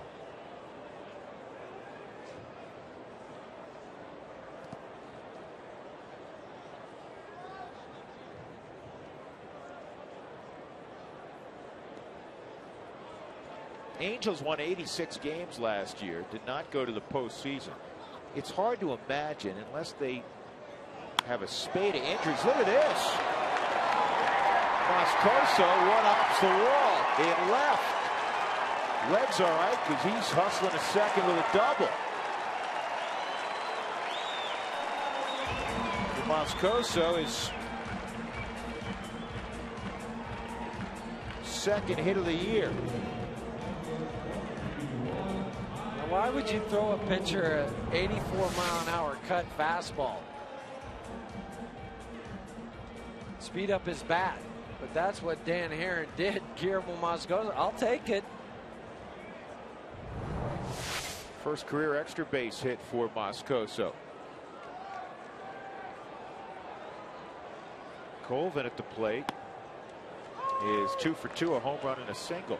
Now get back to the Angels, and it's hard to imagine that both the Angels and Texas Rangers are not in the postseason unless they just have a spate of injuries to significant players. I mean, they're playing right now without Weaver. We were talking to Jerry DiPoto, as you see Mike Scioscia there, before the ball game, and he's going to go out and start throwing off a hill in the next few days. They believe they're going to have him back in the next couple of weeks. Yeah, and then it all comes back to pitching when you have the plethora like they have. Trout runs it down. And the extra wild card team. And look who's up in the Angels bullpen. It's the former Rocky, LaTroy Hawkins, just came off the disabled list. Casavas sent out. LaTroy activated. 39-year-old LaTroy Hawkins. Broke his finger, his right pinky finger, on a comebacker line drive, and said it had no chance to react. He's joking. He said, "I'll never be a hand model anyway because his finger's still bent."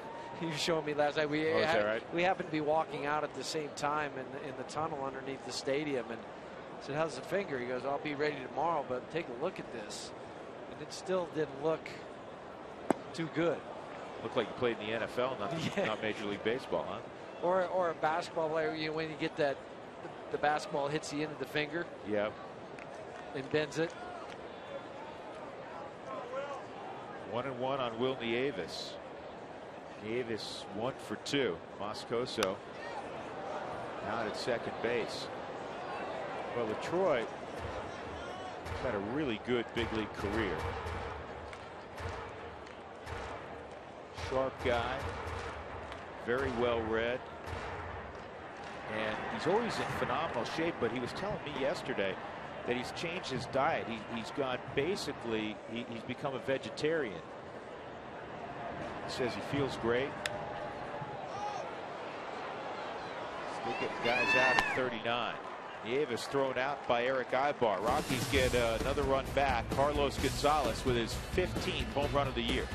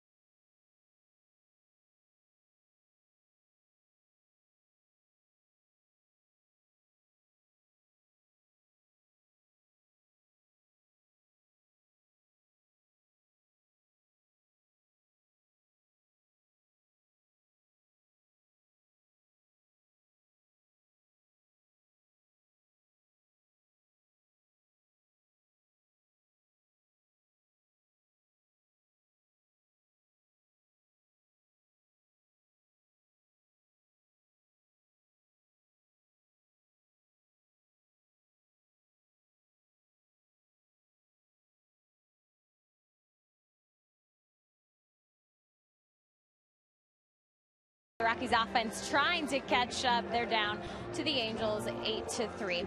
Well, the Rockies have been missing their star shortstop Troy Tulowitzki in the month of June. He's on the disabled list with a left groin strain, although he has been making some progress. Today, more good signs. He did some light running, he did some ground balls, and he was going to go do some light hitting in the batting cage today. He said this time on the disabled list, although he doesn't want to be there, has allowed him to heal up, and not just his groin, but other parts of his body.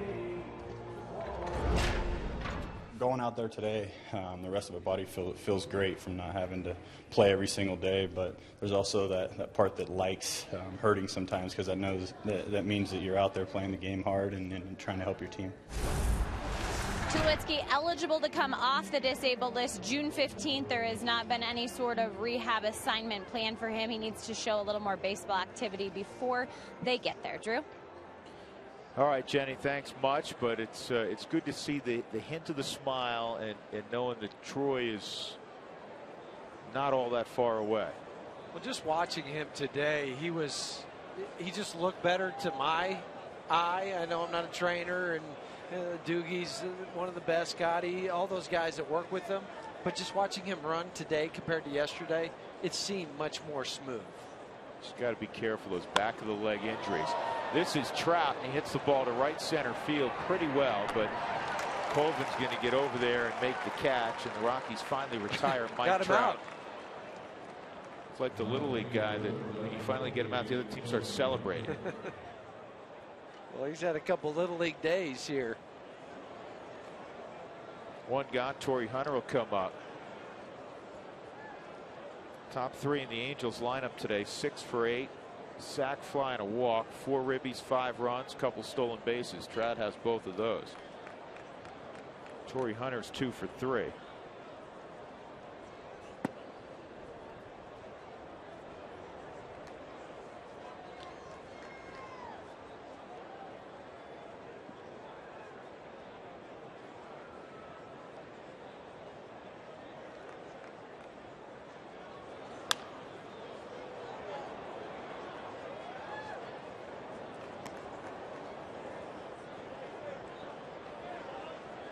Eight 3 Los Angeles.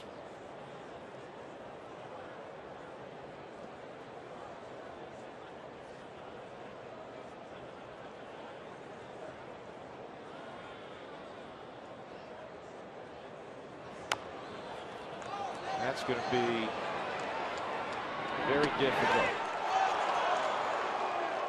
Hunter beats it, and infield hit. Good play by Nieves to get there.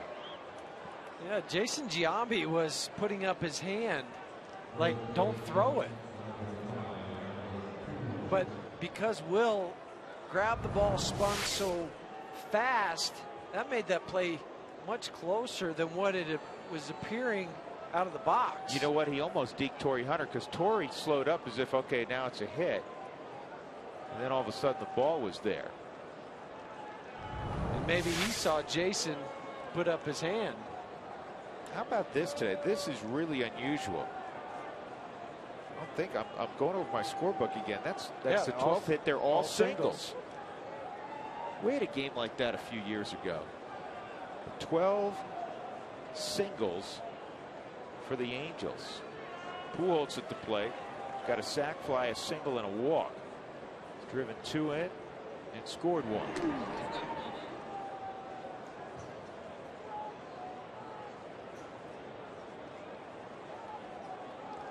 Well, the Angels have the offense to contend with the Rangers offense. Just up and down the lineups. There are 2 teams without a lot of weaknesses. This ball is drilled right center field, and it is gone. Albert goes opposite field, a 2-run shot off Moscoso. It is the 9th home run of the year for Pujols. Torrey Hunter last night 6 RBIs. Today Albert Pujols 4 RBIs. And it's number 454 of his career. He's starting to warm up with the summer heat after probably putting a little too much pressure on himself going to the new club in a dismal April for him. But he's been Albert-like from about May 5th on. That was classic Albert-like swing. The last 23 games now for Albert Pujols. 8 home runs, 24 RBIs. That includes today's games, 24 games. 10-3, Albert's 454th career home run.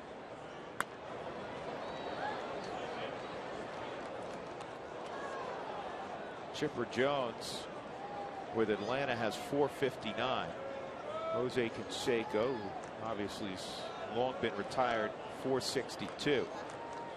How about this in terms of slugging percentage? Albert brought a .610 slugging percentage into the ball game, which is 4th all time. All time. Trumbo gone. Babe Ruth, Ted Williams, Lou Gehrig, Albert Pujols. Impressive list of names. But Albert Pujols, the numbers he's put up in his first 10 or 11 years in the league, they're in the top 5 in numerous categories.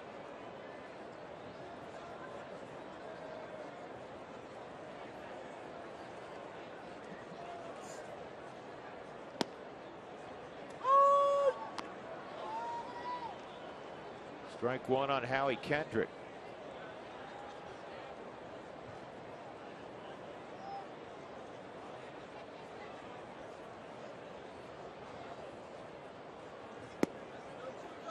And another one.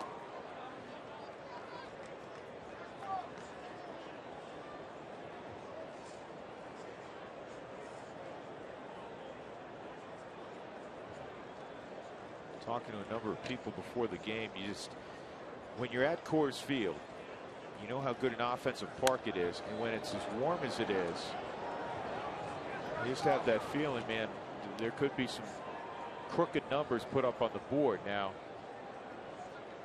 the Angels have a crooked number in 10. The Rockies need to find a way to a crooked number. Yeah, but the Angels, up until that Pujols home run, and you just talked about it seconds prior to that, is 12 singles. Yeah.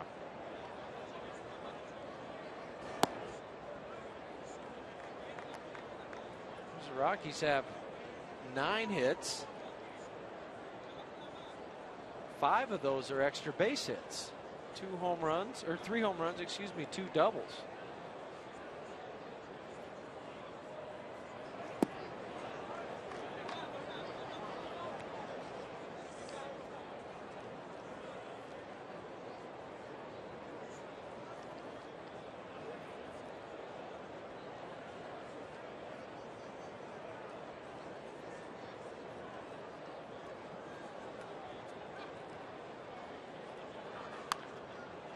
gas wasted.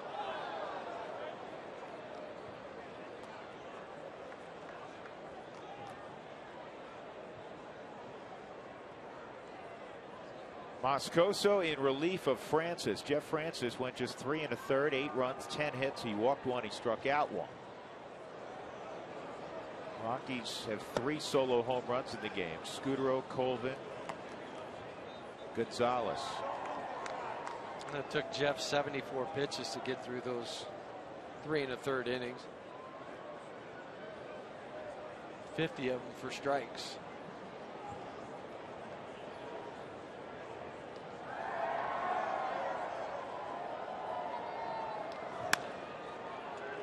And another single. Howie Kendrick's 3rd of the ball game. So you have 13 singles and a 2-run home run from Albert.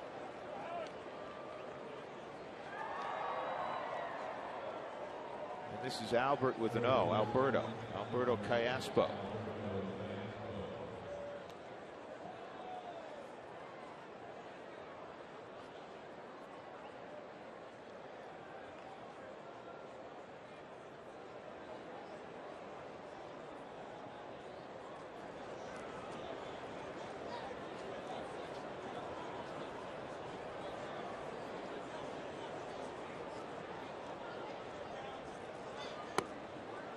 Outside ball 1.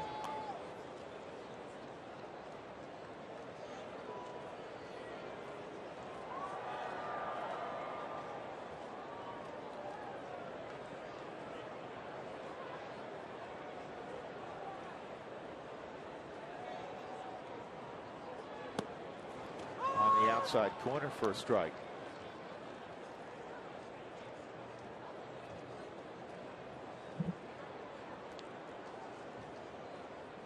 And the temperature rising. 90 at game time, 93 now. Look good. Alfredo Griffin, the first base coach for the Angels. Outside 2-1 on Callaspo. With that 93 degrees, the players, when they come in, they just like to have a big cup of Gatorade or water, get the extra ammonia water going over the head to stay cool.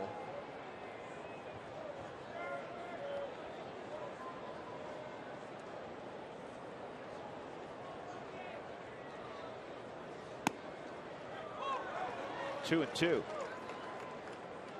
Manny Gonzalez going to lose a couple LBs this afternoon. Behind home plate. He has all the equipment on. He hopes that he could spray some water on him. That's smart. Bring the water bottle, the sprayer.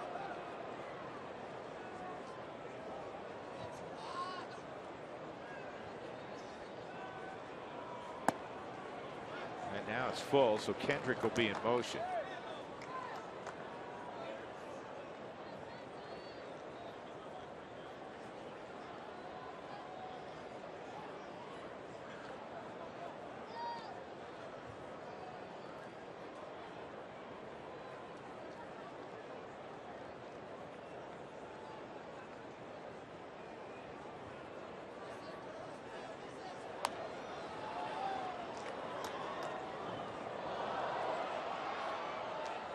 You know what you get a lot at Coors Field when you're at field level as a fan? Always turn around because you get a lot of rebound foul balls, ricochet foul balls off the decks above you.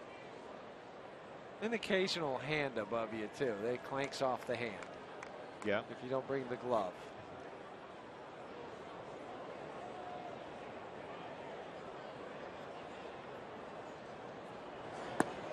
And that misses ball 4. Moscoso may have reached the end of the line. 3rd inning of work for Guillermo.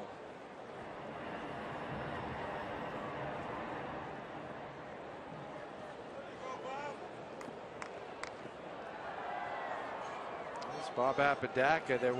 We saw a shot of Jim Tracy just a moment ago calling down to the bullpen.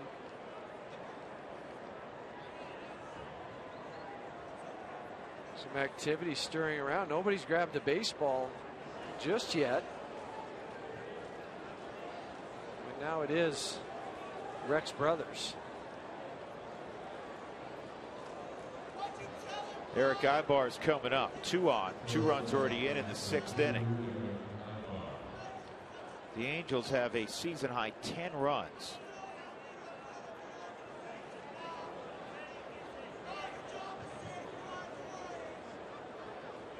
With 14 hits, not a season high. They've had 15 in a game twice.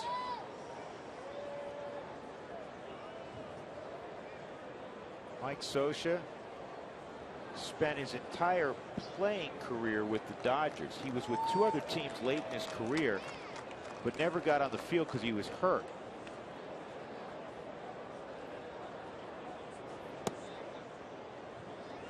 Was there anybody better at blocking home plate than Mike Scioscia? Well, by reputation, no. Yeah, I mean, people would. He got so low to the ground. And Mike's a he's big man. Big guy. Ball, 1 strike.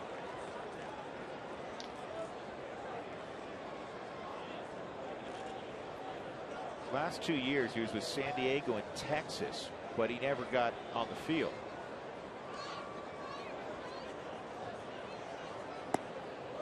The 1st round pick of the Dodgers back in '76. He got in 15 years in the big leagues. He had a right shoulder injury he could just never recover from. We were in camp together in '94 with Texas. That was at the very end of his career. Here's the 1-2, and Ibar hits it in the air to left center field. Carlos Gonzalez makes the catch. 2 more runs in the 6th inning for the Angels after Hunter reached on an infield hit. Albert Pujols hit one into the Rockies bullpen. 10-3.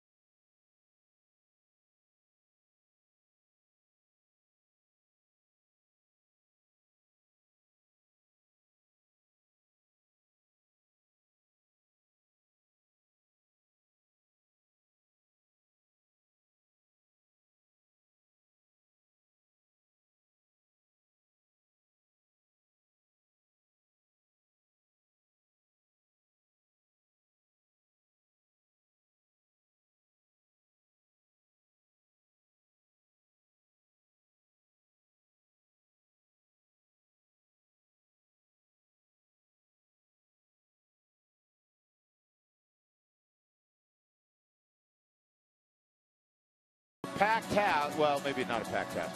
Reggie Jackson hits his 500th home run. He did it in an Angels uniform. He had 123 with the Angels. He had 144 with the Bronx Bombers. He hit 27 with the Baltimore Orioles. And he hit 269 with the Oakland A's. So he wasn't just Mr. October. He did it other months of the year, too. Yeah, did he go into Cooperstown with a Yankee cap or an A's cap? Yankees. Positive? I think you're right. Yet, he hit 125 more home runs with the A's. But the player gets to choose which hat he... No, he doesn't. Not anymore. Cooperstown chooses. He used to. I don't know about that. We'll get the official word. Dougie, speak. We're going to give you a microphone. Since Wade Boggs. Hold on, I got to confer. You talk. Hey, talk. And I'm going to talk. I'm going to confer with Dougie. While you're conferring with Doug, I'm going to talk about what's going on out at the mound. Dan Herron didn't like the way the mound had worked itself and the dirt had come loose, so they had to put some dirt together, throw some water, and dust off the... I apologize, by the way. You're right. They used to be able to pick, and it was when Wade Boggs went in with a Tampa hat. They didn't like that. No, they didn't like that because, you know, Wade grew up there, but I mean, he didn't play with Tampa, really.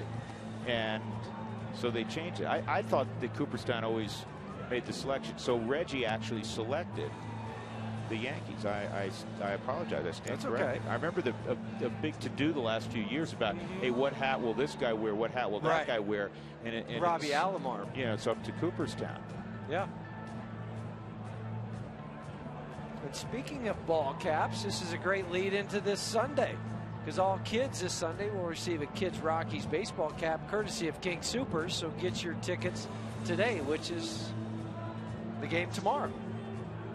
So get your tickets on Saturday for the kids baseball cap on Sunday.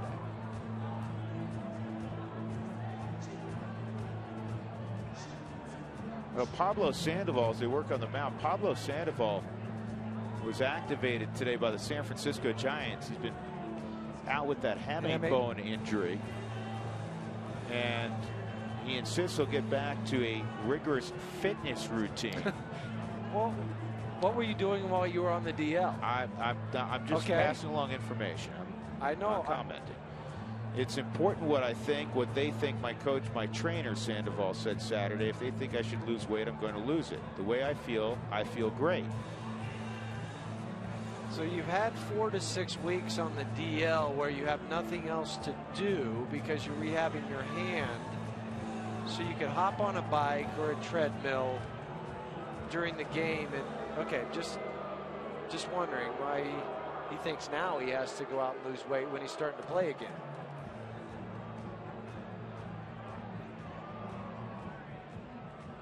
I mean, Bruce Bochy challenged him because when Sandoval was on a rehab assignment, when Bochy was asked would Sandoval return right away to third base, he said it's in Pablo's hands. He also noted he hoped he wasn't forced to make a personnel change at third. Quote, there comes a time when you don't want to hear it, you need action, Bochy said today. That's got to happen now, which has this past week. He's worked hard. He's getting the weight down. That has to be consistent. It can't be for 3 or 4 days or a week. It's got to be for the season. That's what he needs to do. That's what we want to see, and he knows that's what he needs to do. He's a vital part of the team, and he went on from there. I mean, Pablo Sandoval's a great hitter. He's a lot of fun. He's always got a broad smile on his face. But at 25, when you're talking about a guy that's consistently, you know, battled being in the shape he needs to be a, you know, an everyday professional athlete, you really get concerned 3, 4, 5 years down the road. What's going to happen?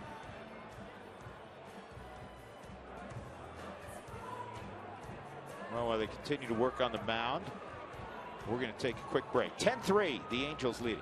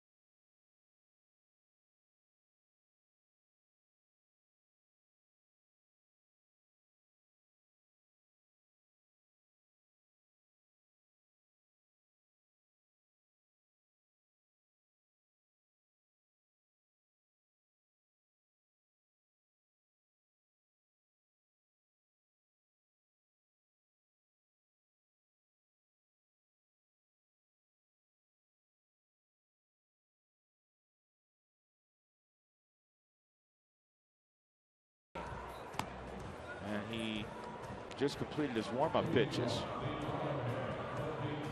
So we'll resume action with the Angels up 10-3. Bottom of the 6th inning. DJ LeMahieu, Chris Nelson, Dexter Fowler. Rockies with 3 solo home runs in the game. Scudero in the first, Colvin in the second, Gonzalez in the 5th. And Albert just got word that the mound got fixed, and so Albert's back on the field. I was standing out there the whole time. Fellas, I didn't realize. Wait, my bad.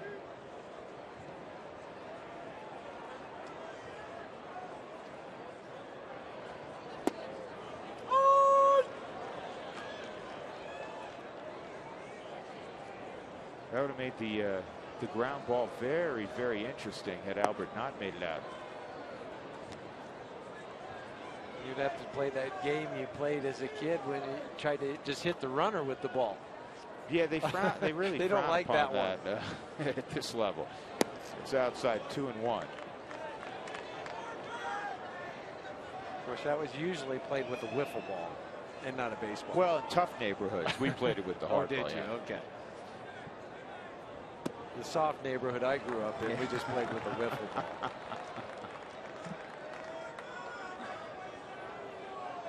Getting a little punchy. 93 degrees will do that. Yep. 3-1 on LeMahieu. And DJ gets underneath this one. Torrey Hunter, shielding his eyes from the sun, makes the catch.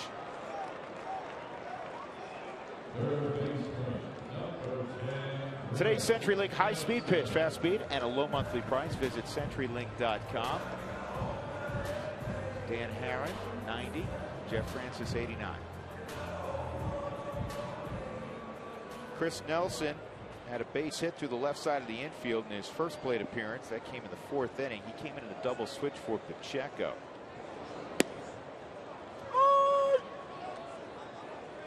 I like Manny Gonzalez. He lets you know when it's a strike. So you go from Tim McClellan the other night that takes him 2 to 3 seconds to make the call to Manny that you can hear from 200 feet away. This ball's pretty well hit left center field. This one's got a chance. It is gone. Chris Nelson. And the Rockies have their 4th solo home run of the ball game. Chris will surprise you with his power. That's Nelly's 2nd big fly this year. The follow through and the extension for Chris.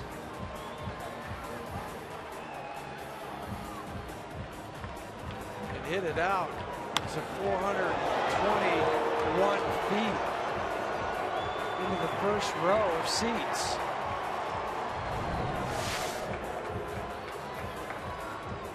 Dan Herron walks off. LaTroy Hawkins jogs in. 10-4 Colorado.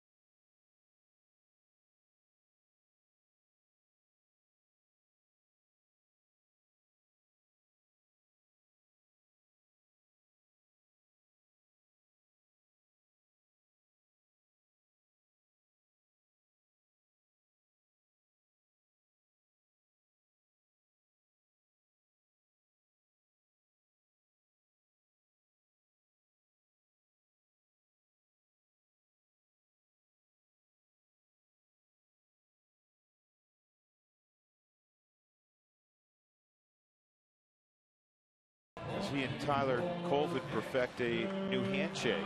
Hear from our own Cowboy every week by visiting the Write-Up Cowboy section of the Root Sports website. Hall of Famer Tracy Ringlesby will bring you Rockies game notes and other insights into the club. Check out his game notes on the Rockies and Angels series by visiting RockyMountain.rootsports.com. LaTroy Hawkins set to go. Dexter Fowler at the plate. Dex is 0 for 3. LaTroy's one of those guys that has maintained his velocity through a lengthy career. He'll still run it up in the mid-90s. 93, 94 is where he'll sit. Slider. Primarily a two-pitch pitcher. Will break out the curveball. And he just did there. Yeah, it's one that he's developed later into his career, because this is his 15th major league season as far as service time. It's down the left field line, and it is a foul ball.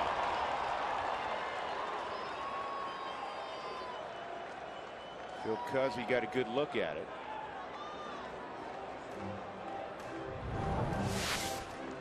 A foot or so off the line.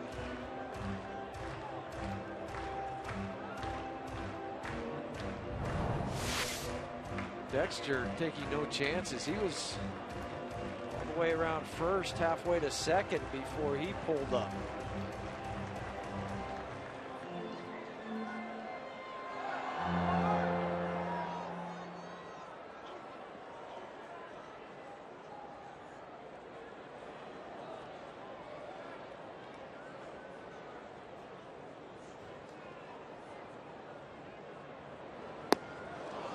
Hawkins on a slider down and in, strikes out Fowler.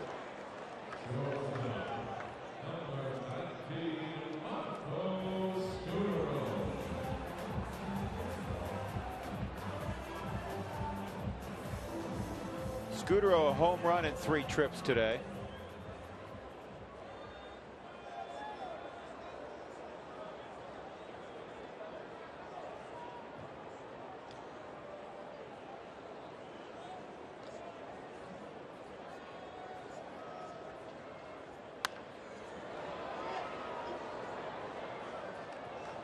Rockies had, I'm sorry, go ahead. No, I was going to say, LaTroy, former draft pick of the Minnesota Twins.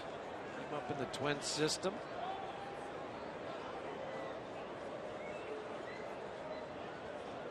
Seventh round in 1991.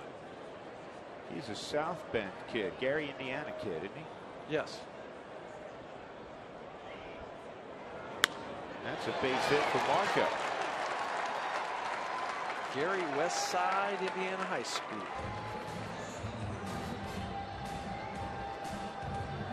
Makes his home down in Dallas now.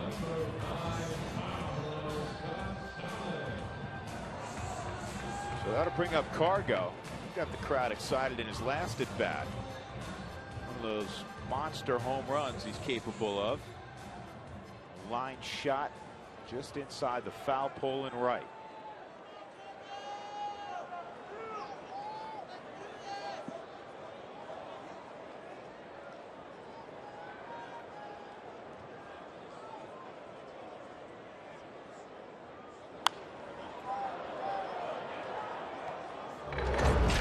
Cargo's home run in the 5th.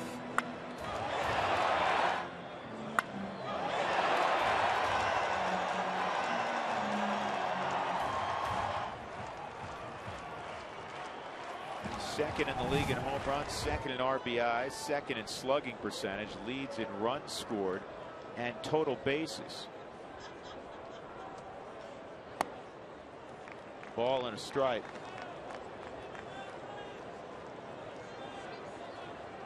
Also 8 stolen bases and hasn't been caught. I know that's not in the top list, but it just shows you how well-rounded his game is. Yeah.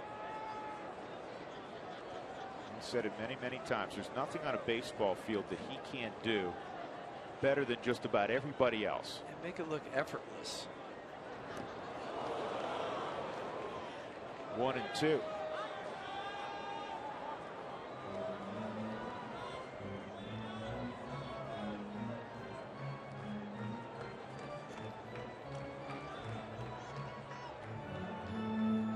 There's Carlos Beltran in his first year in St. Louis with 16 home runs. Right now he's more than made up for the loss of Pujols. Ryan Braun has 14. Giancarlo Stanton with 14.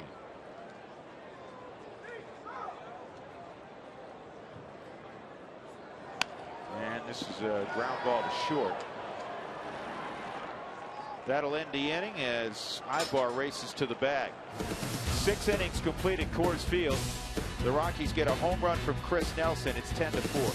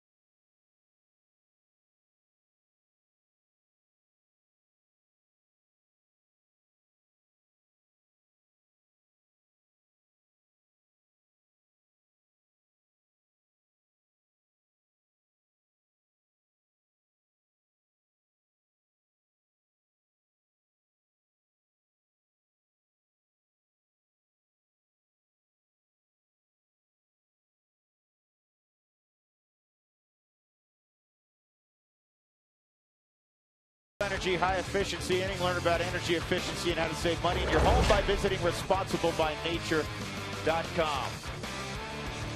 Well, the Rockies haven't had many good innings in this game, but Eric Ibar in the 5th inning grounds out. John Hester lined out to right. And then Dan Herron would strike out against Guillermo Moscoso. It is the only inning that the Angels have not scored in. That was the 5th. Now in the 7th inning, the Rockies have a new arm out there. It'll be Rex Brothers. Rex has pitched better since being recalled from Colorado Springs. 26th game on the season. Commanding the fastball better. Moscoso goes 2 2/3, 2 runs, 4 hits, walked 1, struck out 2. Brothers against John Hester.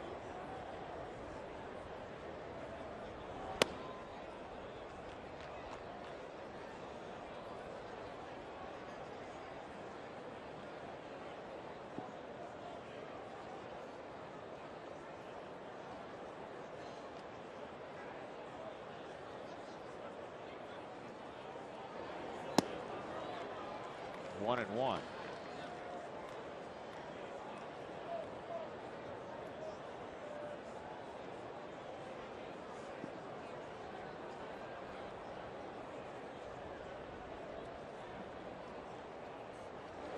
And that's down low. 2 and 1.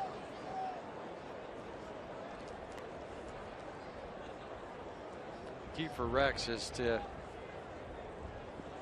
you're talking about Dan Herron staying over the rubber longer. The same thing for Rex. Don't drift towards the plate. Slow it down before the arm comes forward. That's when, once that foot hits, that's when all the action starts.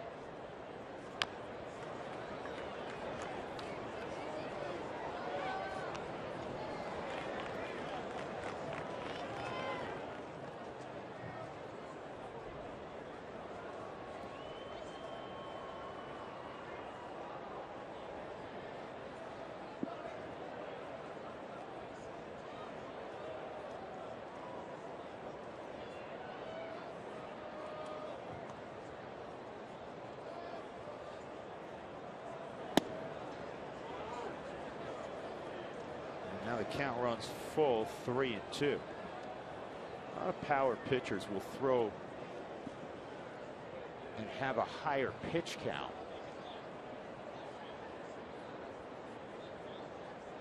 Brothers would like to get some earlier outs. It's a foul ball off the foot. But the thing is, he gets, you know, when he's in the zone, he doesn't get a lot of contact. He get a lot of swings and misses, and it's not as important for a reliever. Yeah, you don't want to have a 25 pitch inning, because that's when the manager will look at that number and say, tomorrow, can he go again tomorrow? That's the cutoff point. Some pitchers can, some can't. But the power pitchers, you see it from the starters. They're striking out more guys, and it's going to take longer.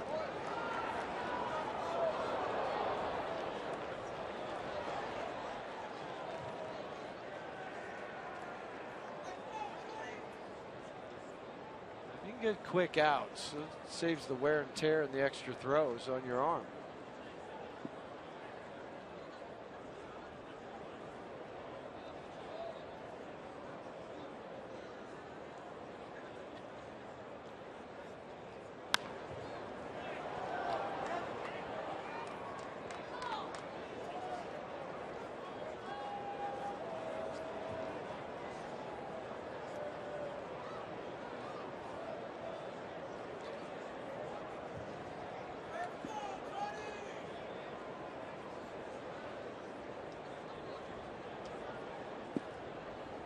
Union Rags just won the Belmont Stakes. A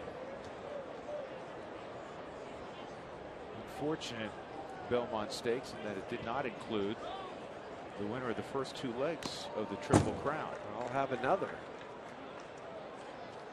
That's been the first time since '78 affirmed. 34 years. We'll have to wait at least one more.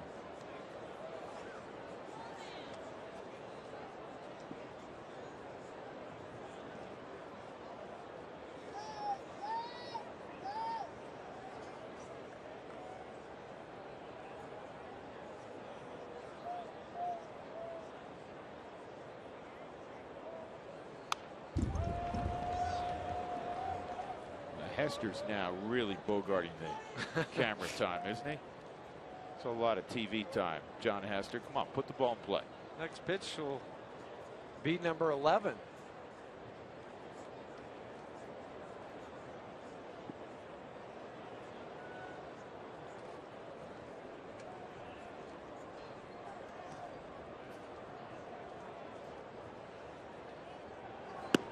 Good pitch. So Brothers wins the lengthy battle, the 11 pitch battle.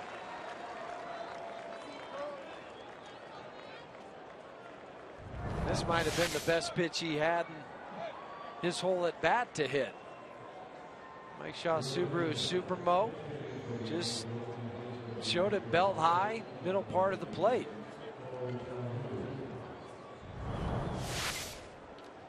We're going to get a pinch hitter for LaTroy Hawkins, Cole Calhoun.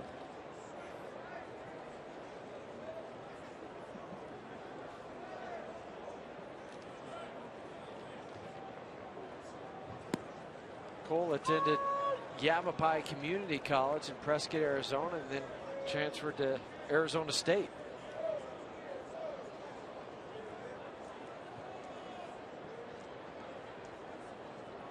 Got some pop, was leading Salt Lake in home runs, RBIs when he got called up. He was the Angels minor league player of the year last year. Hit .324 with 22 home runs, 99 RBIs with Inland Empire. So A ball last year to the big leagues this year. That's unusual. But you put up the numbers, they'll find a spot for you. He's one day maybe going to be the answer to a trivia question also. You talked about him transferring to ASU. What player do you think he is in ASU annals to reach the big leagues? What number player? Wow.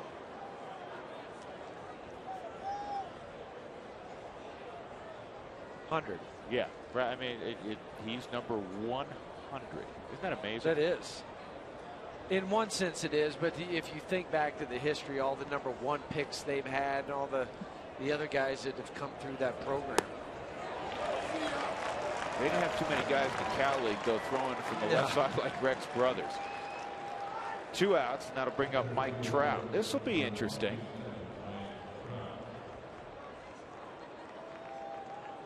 Two youngsters wanting to show their stuff. He probably sound like his PR firm, Mike Trout's, but this is a special talent. 3 hits last night. He's got 3 hits, 2 RBIs, 3 runs scored, 2 stolen bases today. He's hitting .351. That's a good average. 20-year-old Mike Trout.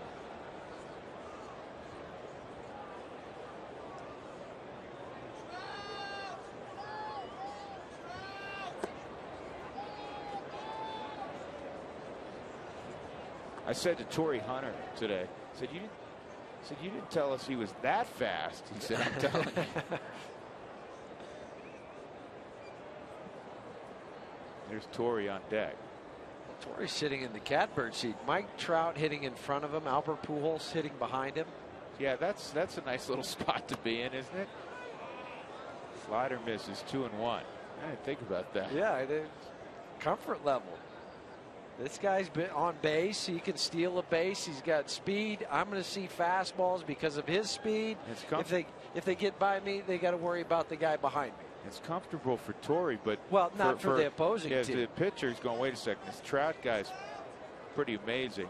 Torrey Hunter has been one of the best players in the game the last decade or so. Albert Pujols is on a different planet. Oh, this will be fun.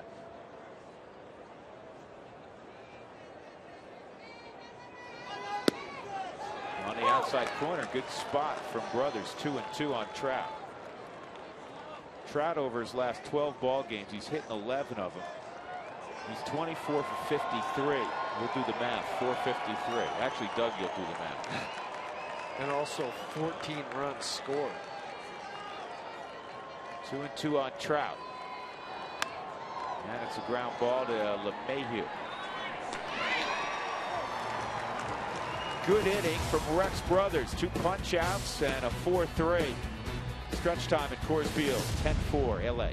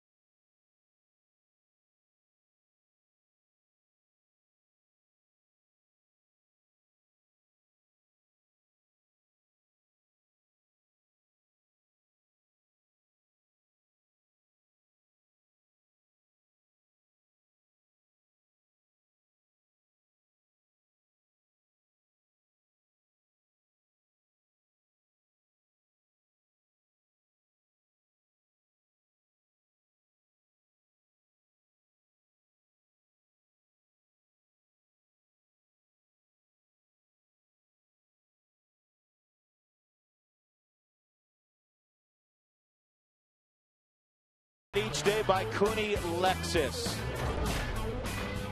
First inning, the Rockies were down 2-0. Marco Scudero played ping pong with the foul pole, and it was 2-1, his 3rd home run of the year. In the 2nd inning, Mike Trout would drive in 2 with a base hit. Albert Pujols would drive in a run with a base hit. Rockies countering one at a time. Colvin a home run for Tyler's 4th home run of the year. And then Cargo with his 15th of the year off Dan Herring. Rockies would get 4 solo home runs off of Herring. In the 6th inning, Albert Pujols with a 2-run homer. That's the only extra base hit for the Los Angeles Angels today. They have a big lead. They're up 10-4, bottom of the 7th inning with Jeff Houston and Jenny Kavner. I'm Drew Goodman. Mom and daughter enjoying their time at Coors Field, despite the fact that this has not been a good day so far at the office for the Rockies. Giambi will lead it off, and the Angels have a new pitcher in the ballgame. Takahashi's in there. Hisanori Takahashi, one of 2 lefties they have in the pen.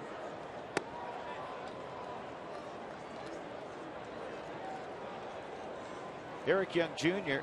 with the pitcher spot next has come out on deck. Giambi's hit the ball well today. A walk, a double, and a ball to the wall in left center field. Just missed hitting out. The 3rd Japanese-born player in Angels history pitching now. Remember, the other one's Shigetoshi Hashigawa. Not sure of the first one. I'll have to look that one up. But I remember Shiggy pitching for the Angels. Were you with the Angels? Yep. He's just an inning and 2/3 shy of 1,500 for his professional career between Japan here and the U.S.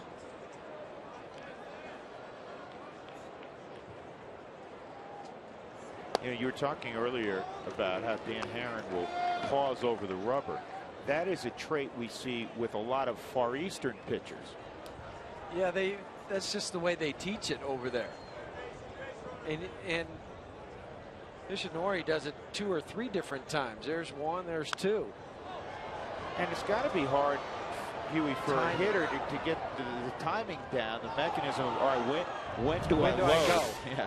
Yeah, okay, so there's 1, another 1, 2, and they go, because hitters will start their timing when they feel like the pitcher is going back to get his timing. When he goes back, you go back. But when he pauses twice, do you have to pause as a hitter twice? I'm going, no, wait, I got to go again. This is playable left side.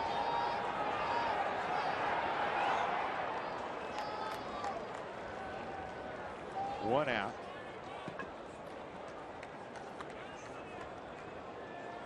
Callaspo made the catch.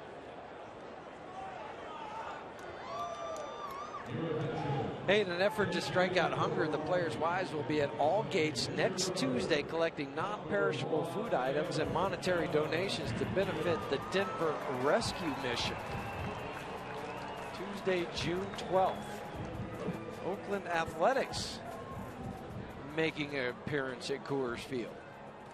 Oakland is in Phoenix to play the Diamondbacks in their interleague portion of the schedule.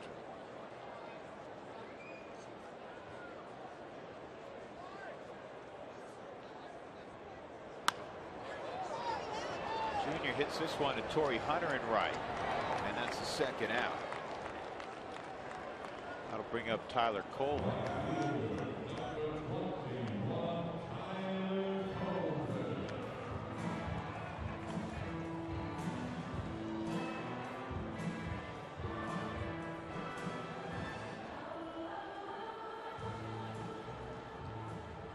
Colvin a home run, a single, and a fly ball to center field. Effective inning for Rex Brothers last half inning. This is the 1 inning, 2 punch outs.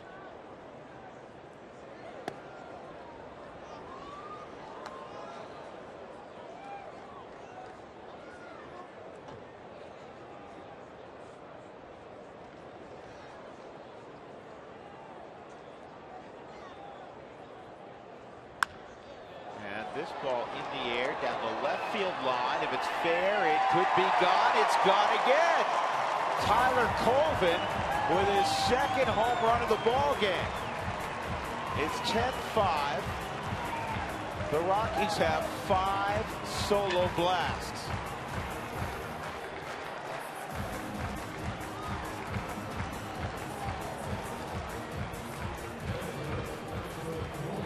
Second time in his career he's had a multi-homer game. And the first home run this year off a left-handed pitcher for Tyler Colvin. Just crawls in over the fence down the left field line.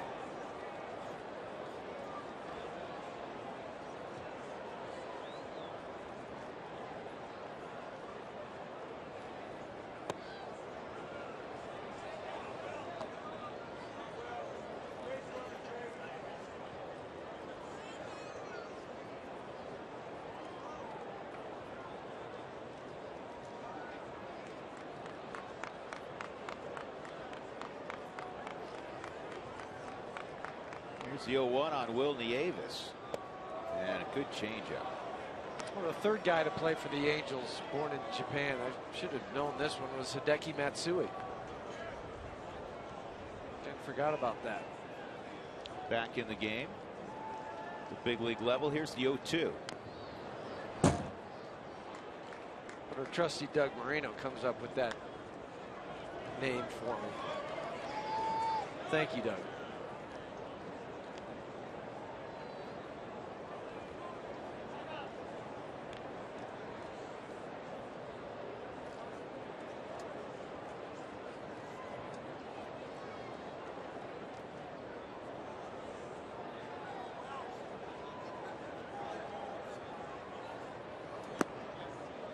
Stayed off that.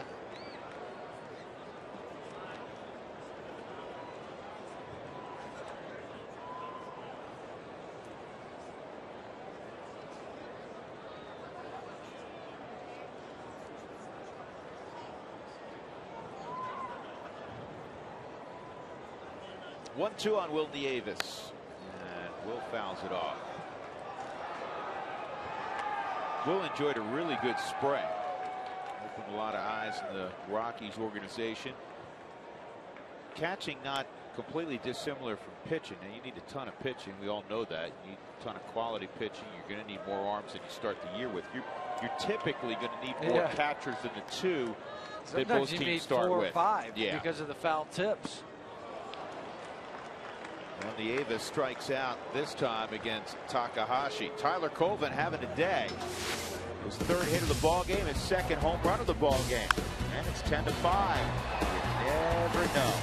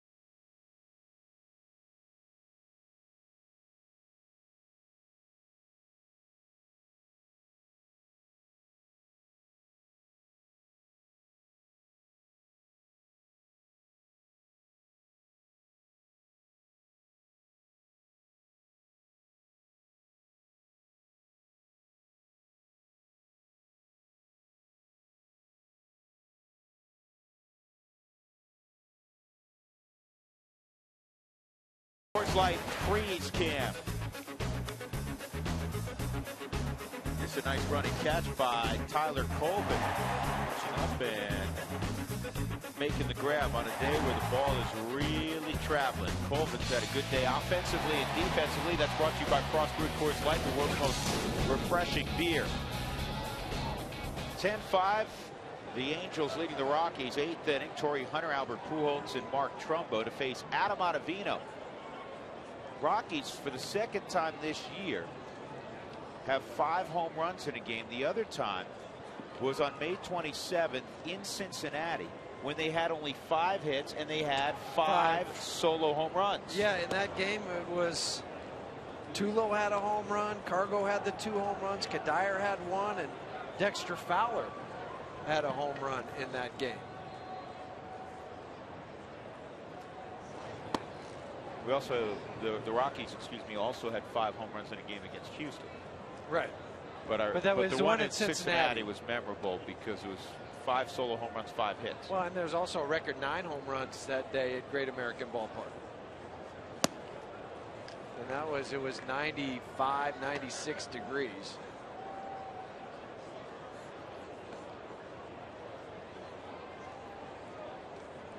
And that day in Cincinnati that you witnessed, I was taking that weekend off. Torrey Hunter with a 3-0 count, 3-1. That tied a major league record in that the only 5 hits were all solo home runs. 5 hits, 5 runs. Weird.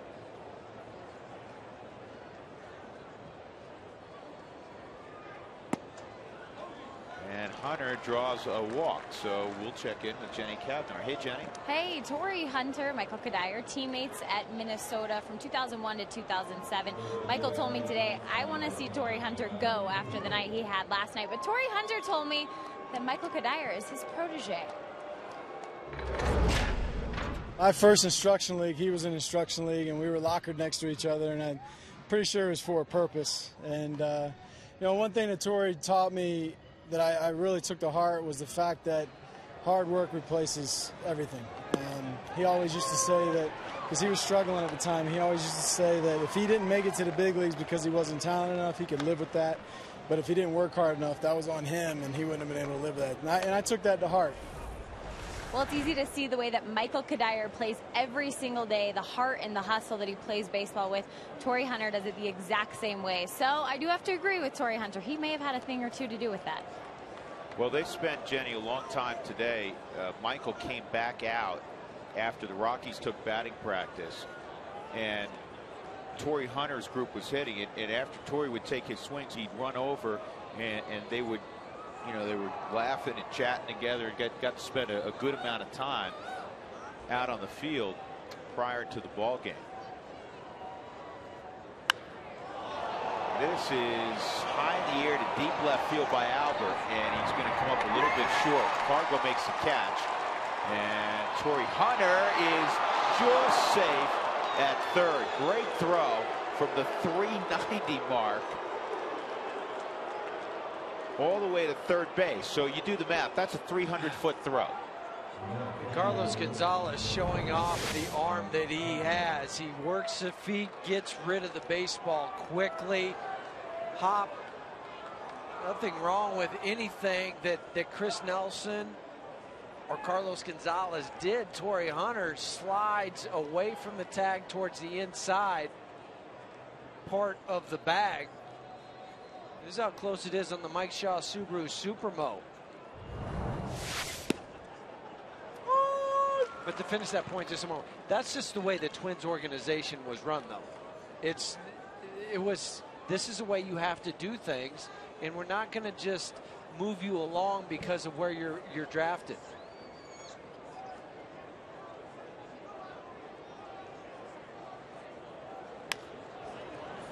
To short, Scutaro bobbles. He's got to go to first. And Trumbo, who's 0 for 5, does pick up his second RBI. All these runs being scored, 7 last night, 11 for the Angels this afternoon. Trumbo, who came into the ball game, or the series, hitting above 340. Trumbo doesn't have a hit in the series. The bobble by Marco just pops out of the webbing, because he was going to go home to get Torrey Hunter. Howie Kendrick has a 3-hit game. Just the third time Adam Ottavino has been scored upon in his 14 games.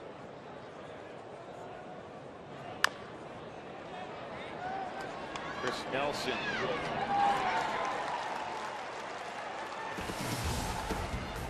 Well, Torrey Hunter walked and he made his way around the bases. 11-5 Angels.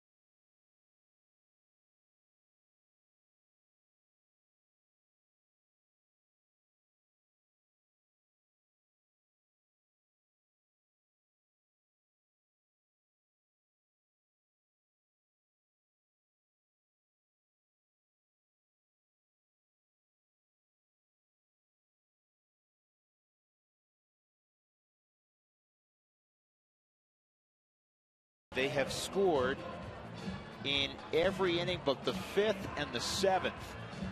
Who wants tacos? If you'd like to receive text message alerts when the Rockies score 7 or more runs for the Rockies Taco Special, text the keyword taco to 720-720. Feed your Rockies fever only at Taco Bell. Some changes for the Angels. Late in the ball game with the lead, they like to bring in another speedster, Peter Borges. Borges will play center field. Trout, the slowpoke, will move over to left. Torrey Hunter remains in right field. Well, he did that last night. And look who's on the hill, Jason Isringhausen. The veteran Jason Isringhausen. Now you can underline veteran a few times. Yeah, 2 or 3 different times. They have 2 guys on their roster. LaTroy Hawkins, over 15+ years. Jason, another pitcher over 15+ years. 2-time All-Star. Leading off DJ LeMahieu. DJ's 1 for 3. Remember when he was with the Mets organization coming up, it was the big 3. They were going to be the next big deal in New York. Do you remember the 3 guys? Well, I was trying to think of that. And Isringhausen had the best career. There was one left-hander in that mix. Well, there's Bill Pulsipher. That's the one I was thinking of. Pulsipher. And Wilson. Paul Wilson. Paul Wilson was okay. Pulsipher didn't work out for him. Isringhausen's had a nice career, but it was never really as the starting pitcher they all assumed. No, it was a reliever. He had 47 saves in 2004 with the Cardinals. And he has 300 career saves, one of 23 in the history of the game. He's 3rd among active pitchers in saves.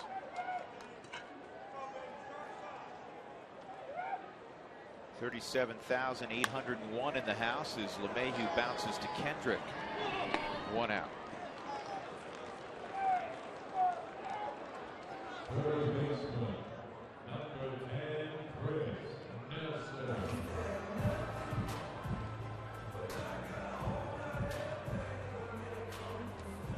stylists will be at Coors Field this Tuesday providing haircuts and collecting donations for the Colorado Rockies Baseball Club Foundation, presented by Great Clips. Charity Cuts Night.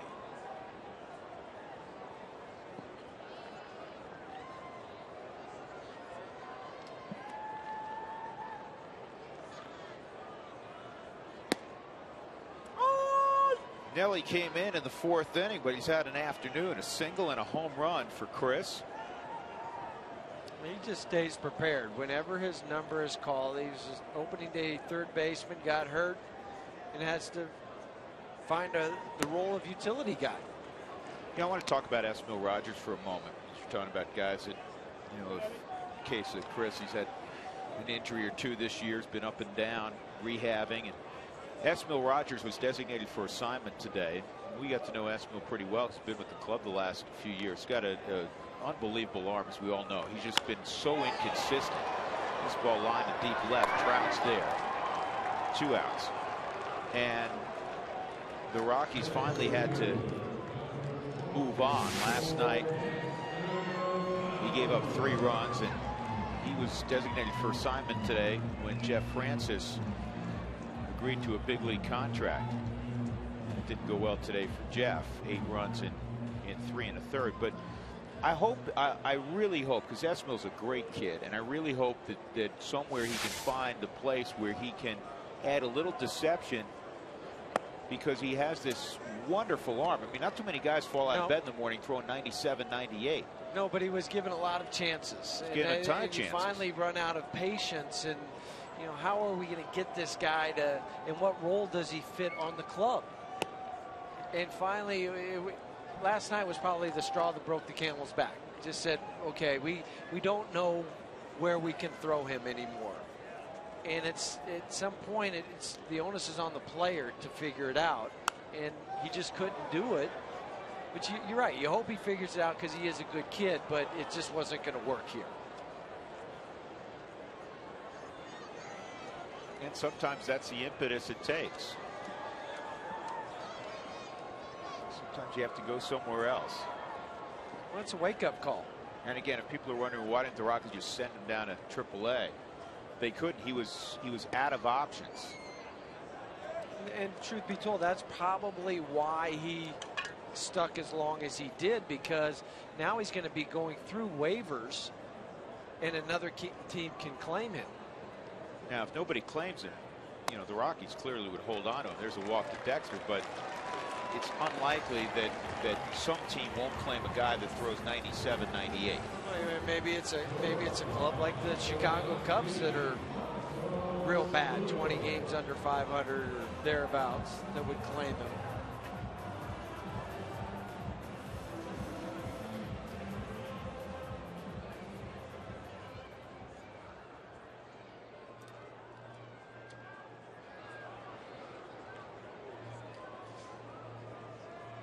Here's Scudero. Marco's got 2 hits and 4 trips. And a bouncing ball to second. Kendrick was heading toward the bag to cover as Dexter had taken off. 8 innings completed Coors Field. The Angels have 11 runs. The Rockies 5.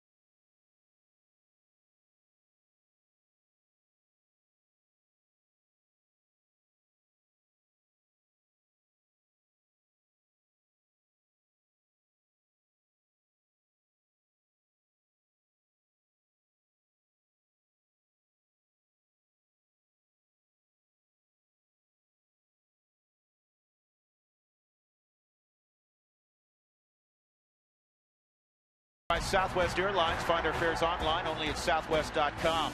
And by 5-Hour Energy. 5-Hour Energy fixes tired fast. Absolutely perfect afternoon at the ballpark, a tad bit warm. The Angels have taken advantage of the pleasant day. They're up 11-5 on the Rockies as we go to the 9th inning. Rain or shine, even if you get snowflakes, you're going to have Joel Klatt on the Toyota postgame show. That's right. I'll make sure to wear gloves if it does end up snowing, Drew, so don't worry about me out here. Hey, solo. 5 solo home runs again for the Rockies. Again, this has happened before. In Cincinnati, they had 5 solo home runs and a loss.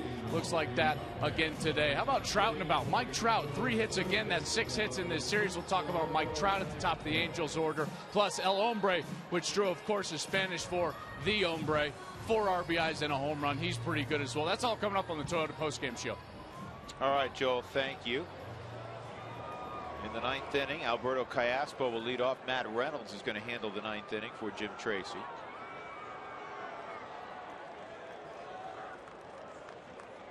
And again, don't forget Toyota Talk will continue during the entire postgame show, so keep texting in your comments. And strike one on Callaspo.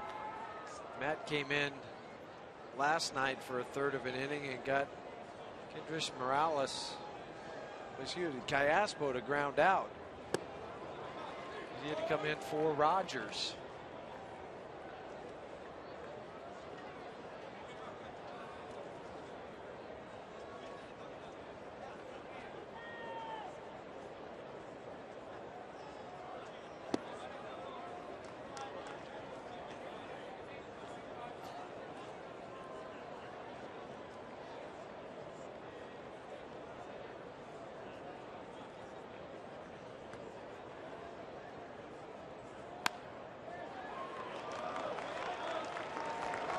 Season high 16 hits for the Angels.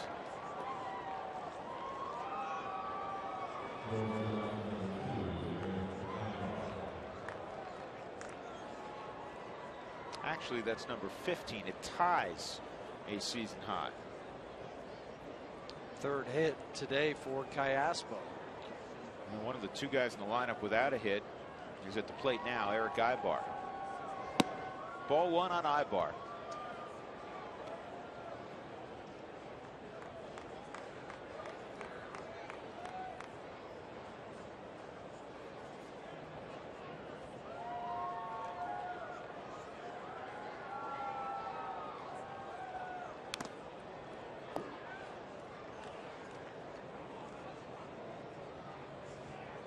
Ouch.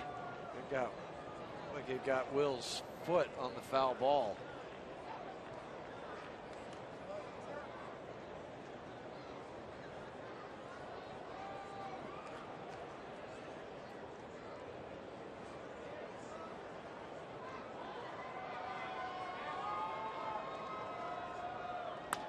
To third, Nelson to LeMahieu to Giambi at first, a 5-4-3 turn.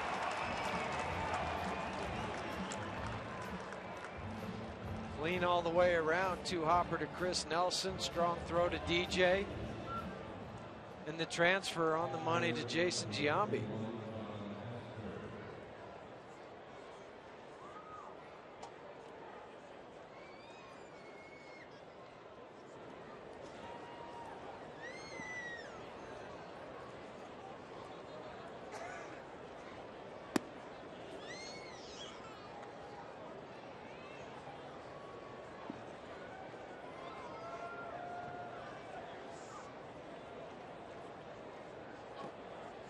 Hester takes down low. It's 2-0. Christian Friedrich tomorrow for the Rockies. Irvin Santana is 2-7 with a 5.33 ERA. That's not like Santana.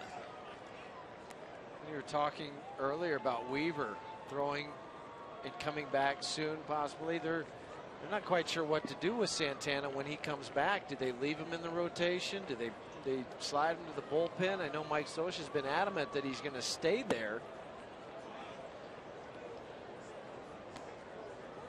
But a lot will depend on what happens tomorrow. Alex White, Christian Friedrich standing there. Nice play, Marco Scudero. Takes a hit from John Hester. So we'll go to the bottom of the 9th inning. The Angels up 11-5. Reynolds, with a little help from his defense, turns it into a 1-2-3 inning.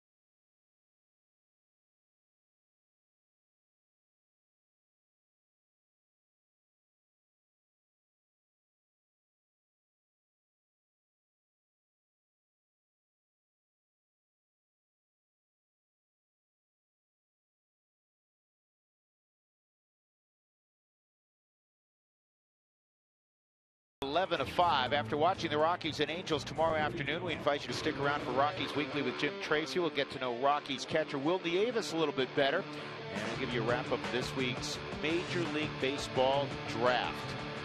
And then, of course, we'll sit down with the skipper, Jim Tracy. That's immediately after the ball game tomorrow. Rockies Weekly with Jim Tracy here on Root Sports.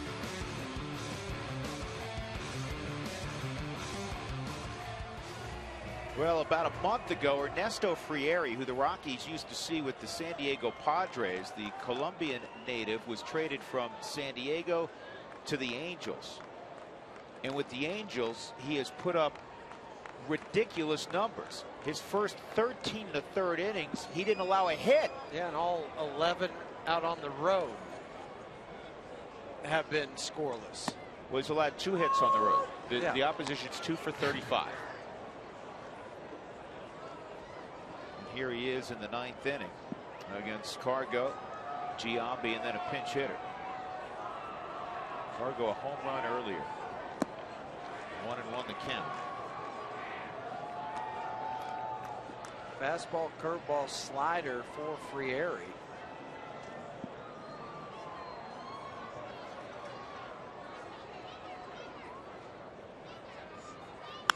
And this ball is served to left, a base hit. Clearly, Frieri is losing it. But it's great to see from Carlos Gonzalez to hit the ball the other way. And he got it off the end of the bat. That's but okay. It's okay. It all counts. Cargo with a 2 for 5 day, and that'll bring up Giambi, who's 1 for 3 and a walk. But if you're pulling off, he had a home run earlier. So if you're pulling off, you're not going to be able to hit that one away, even though it was off the end. The bat just shook in Carlos's hand from the Supermo shot from Mike Saw Subaru.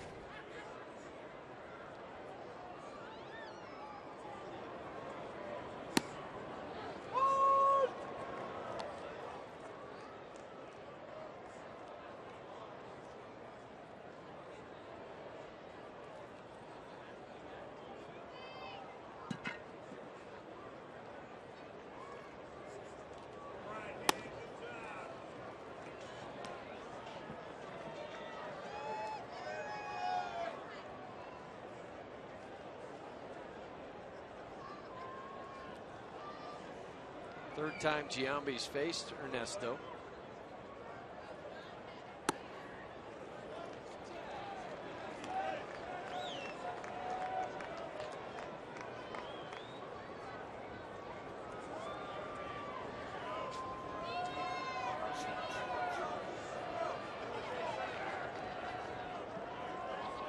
2-1 on Giambi. Good swing by the big man.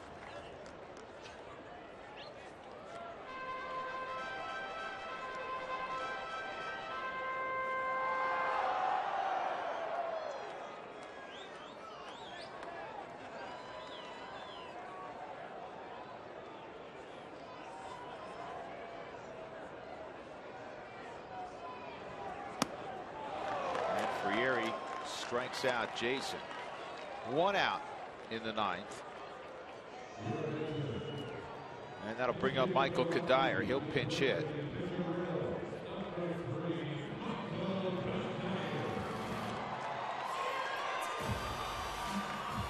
Helton and Kadire being given the day off today, along with Willeen Rosario.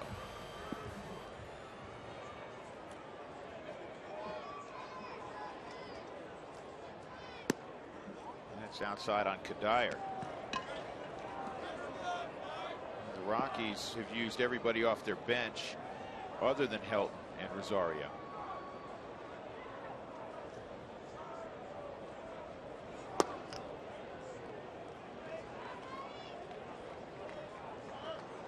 Kadire's one of those guys we've raved about what a great guy is, terrific player, very consistent personality. Never too high, never too low, still. But that's what you get with veteran players.